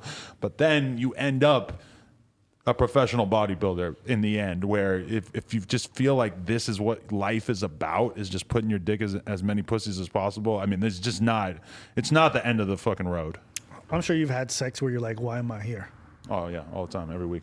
And then you start to realize there was no purpose to this other than ego. Yeah, ego, or you just got some inside that's fucking broken. So you whether it's the pills, whether it's drinking, whether it's women, you could fill that void with anything temporarily. Yeah. But it's still going to be there, and it just deepens and it becomes more clear because even those things don't become enough.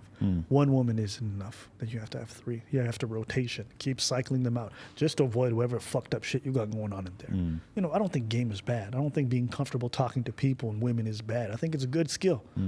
But moderation needs to also be encouraged. When I see people promoting opulence of any kind, spend as much money as you can, get as many bitches, pop all the pills. It's like you already know where that destructive stuff goes. Even violence. You know, it's like violence has to be tempered. That's why martial artists need balance. That's why they say don't take violence lightly. Martial artists, the people who are the best at it, tell you about discipline. How can you call yourself a proud man, an alpha man, or whatever, but you lack discipline in life?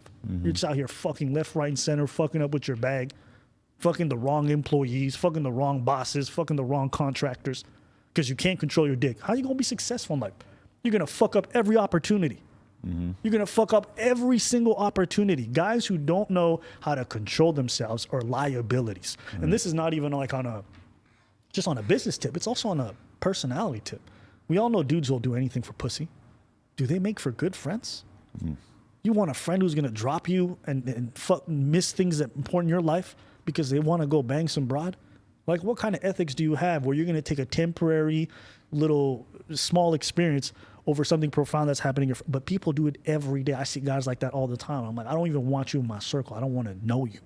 So that's why I always find it very cringe when I see dudes who just constantly promote opulence and these fake lifestyles. I'm like, bruv, you're not teaching these young men things that are going to make them content in life, that are going to make them feel connected to people around them. But it'll get you on the hamster wheel of always wanting more and feeling like you need more. And those are good consumers. Those are good people to buy stuff. Great clients. Yeah. The best clients.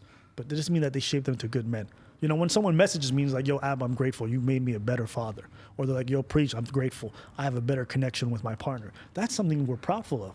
Because you know what? Fucking 10 women in a week, that's a cool ego bragging experience.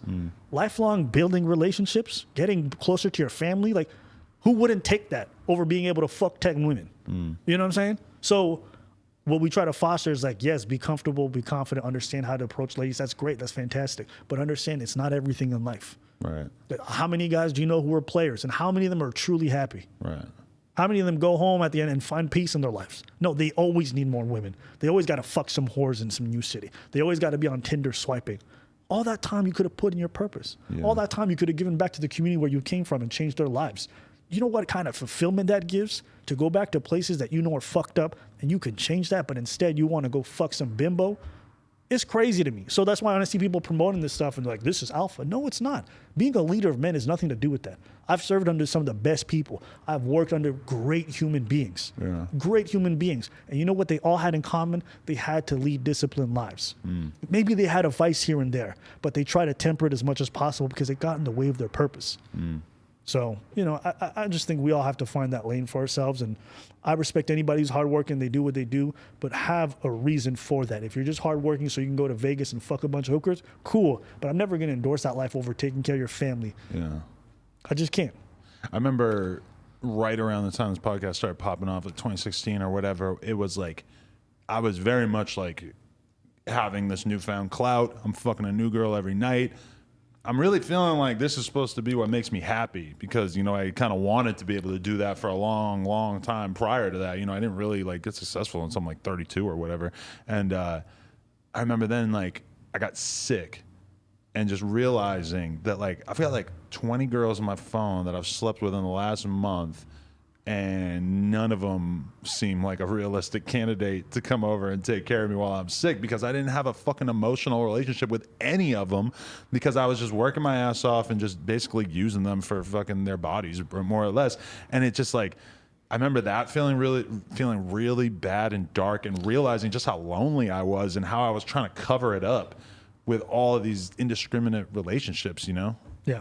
And when you talk about this, guys are like, whatever, man, I need to, I'm like, do it. But I just want you to know, if you start to get to that feeling, it's okay to walk away. Because what you described, like, I understand that 100%. Yeah. Because if you are at the point in your life where you walk into a bar and there's all these beautiful women and you don't feel like you can talk to any of them, or if you try to talk to them and they completely reject you, then I understand completely that you're at the point in your life where you need to figure out how to fucking talk to women. And when you're in that part of your life, it feels like, oh, it'd be way better to have sex with 100 women than 10 women. And I get that for sure. For me, I'm at the point where I'm like comfortable enough with myself that I feel like if I was single, you know, I meet women fucking all the time that like clearly would just be down to sleep together or never mind to do it for OnlyFans or whatever.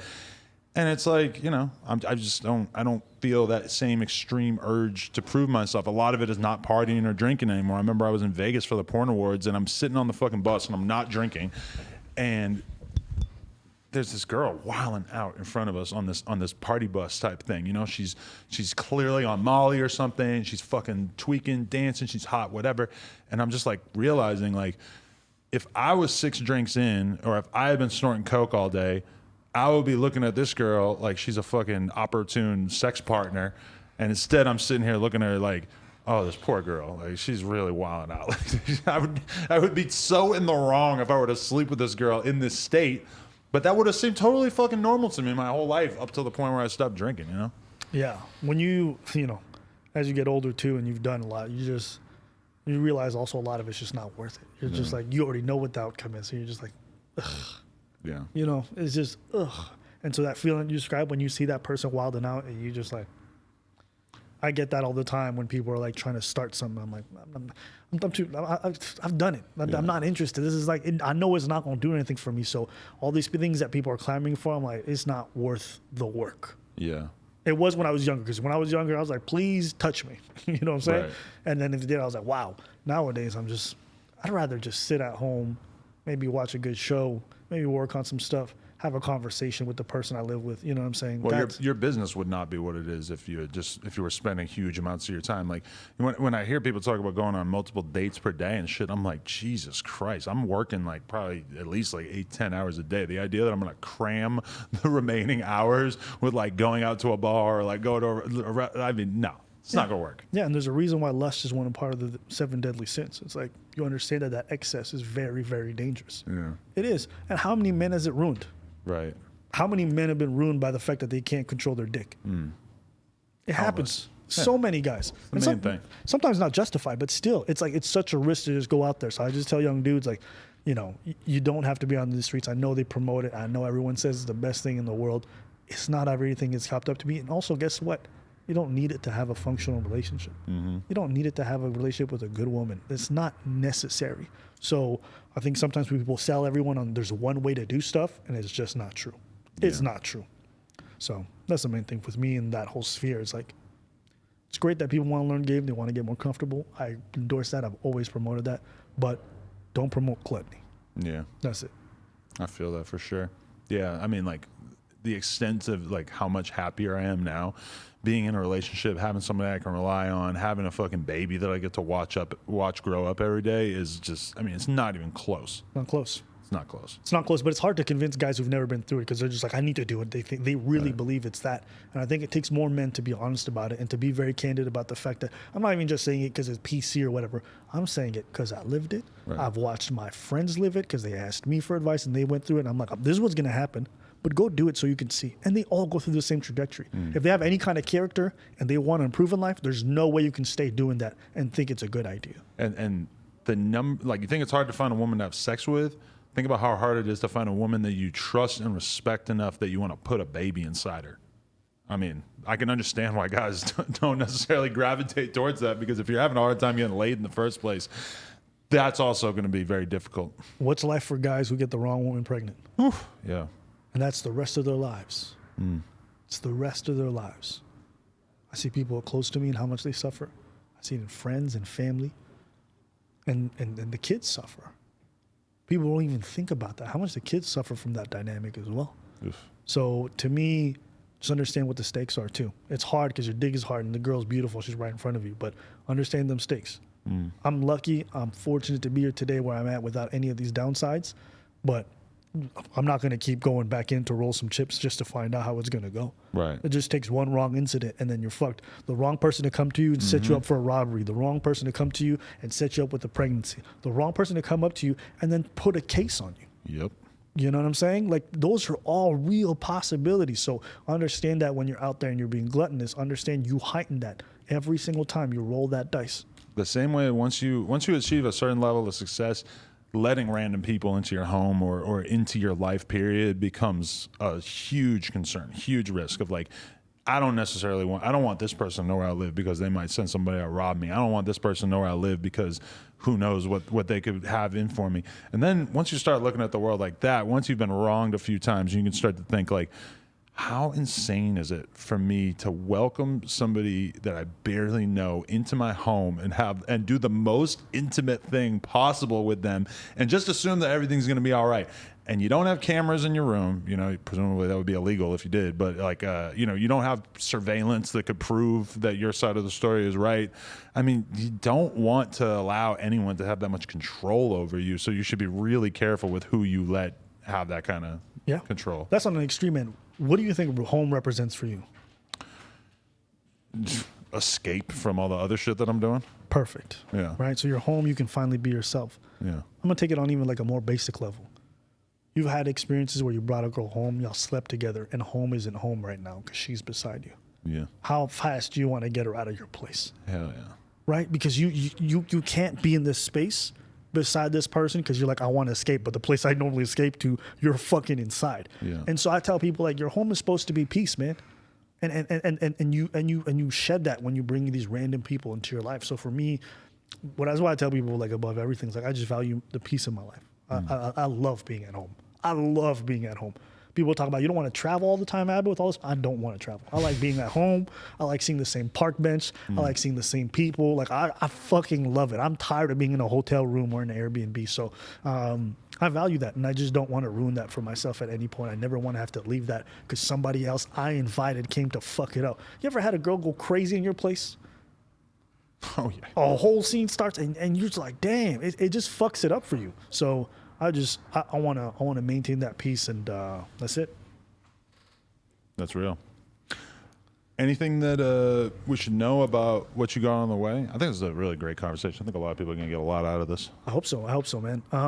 No, man. Honestly, we're going to do a world tour at some point. We haven't announced dates, so just be on the lookout when we go on tour and we do stand-up. But otherwise, just check out Abba and Preach on YouTube. For sure. You guys will do stand-up, like you'll tour together and you both do separate stand-up routines on the same night? We'll do separate sets, and we'll do sets that we'll do together jointly. But yeah, we already do stand-up individually a lot, so. Nice. Yeah. Well, let me know when you're performing in LA if that's going to happen, because it'll definitely come out. Yeah, we'll definitely do a little something. Yo, if you want to try some, I wouldn't be mad at you. Y'all want to see that? They'd pay for that. I think they just want to see you bomb. Now you guys. I got a couple jokes that I've been working on in my head for like the last 10 years that kind of feel like stand-up routines. There you go. Hey, man, listen, it all starts faith. with one show, and I think people are very supportive when people are going up for the first time. If it's not an open mic. At open mic, they'll kill you. You're actually making me the same way. You're making me feel the same way I feel when I think about like skydiving. I'm afraid of heights, and I did it. You did it. Yeah. My girl went and did it. I stayed home. So scary, bro. I pussied out the last second. They're like, jump. I remember they opened the door for the small plane, and there's so much wind blowing. I'm like, nah, I pass. But I'm already strapped onto the dude. So they're like, jump. And I swear I was like, nah, I'm good. And I fell out. Wow. And there's a video of me just cannonballing because I go in straight up into like fetal position. Because I'm like, you can see it's the most, I'm not good with heights, but I wanted to do it because when I'm scared of something, I just like to just throw myself into it. So sometimes it's good. That's how, and this is the last thing I'll say to young men. Building character is one of the most important things you guys can do. And the best way to do that is to challenge the things that make you afraid, the things that you're curious about, and to just throw yourself into them. And by doing these things that are uncomfortable, you're going to start to test your values. So that was one example where I'm like, I'm terrified of this, and I still did it, so I'm proud, but I'm never going to do it again. Respect. So yeah, that's why Adam's going to do stand-up for the first time when we come into town, so be ready for that. Allegedly. I appreciate you, man. Hey, man, appreciate you. Much Good conversation. Abba, No Jumper. Go sub to his channel. Check us out on YouTube, Patreon. The pages are on the screen. Check us out on everything else, Spotify, SoundCloud, all that bullshit. Like, comment, and subscribe. NoJumper.com if you want to support. Appreciate y'all. Thank you, man. Right. Pleasure. One.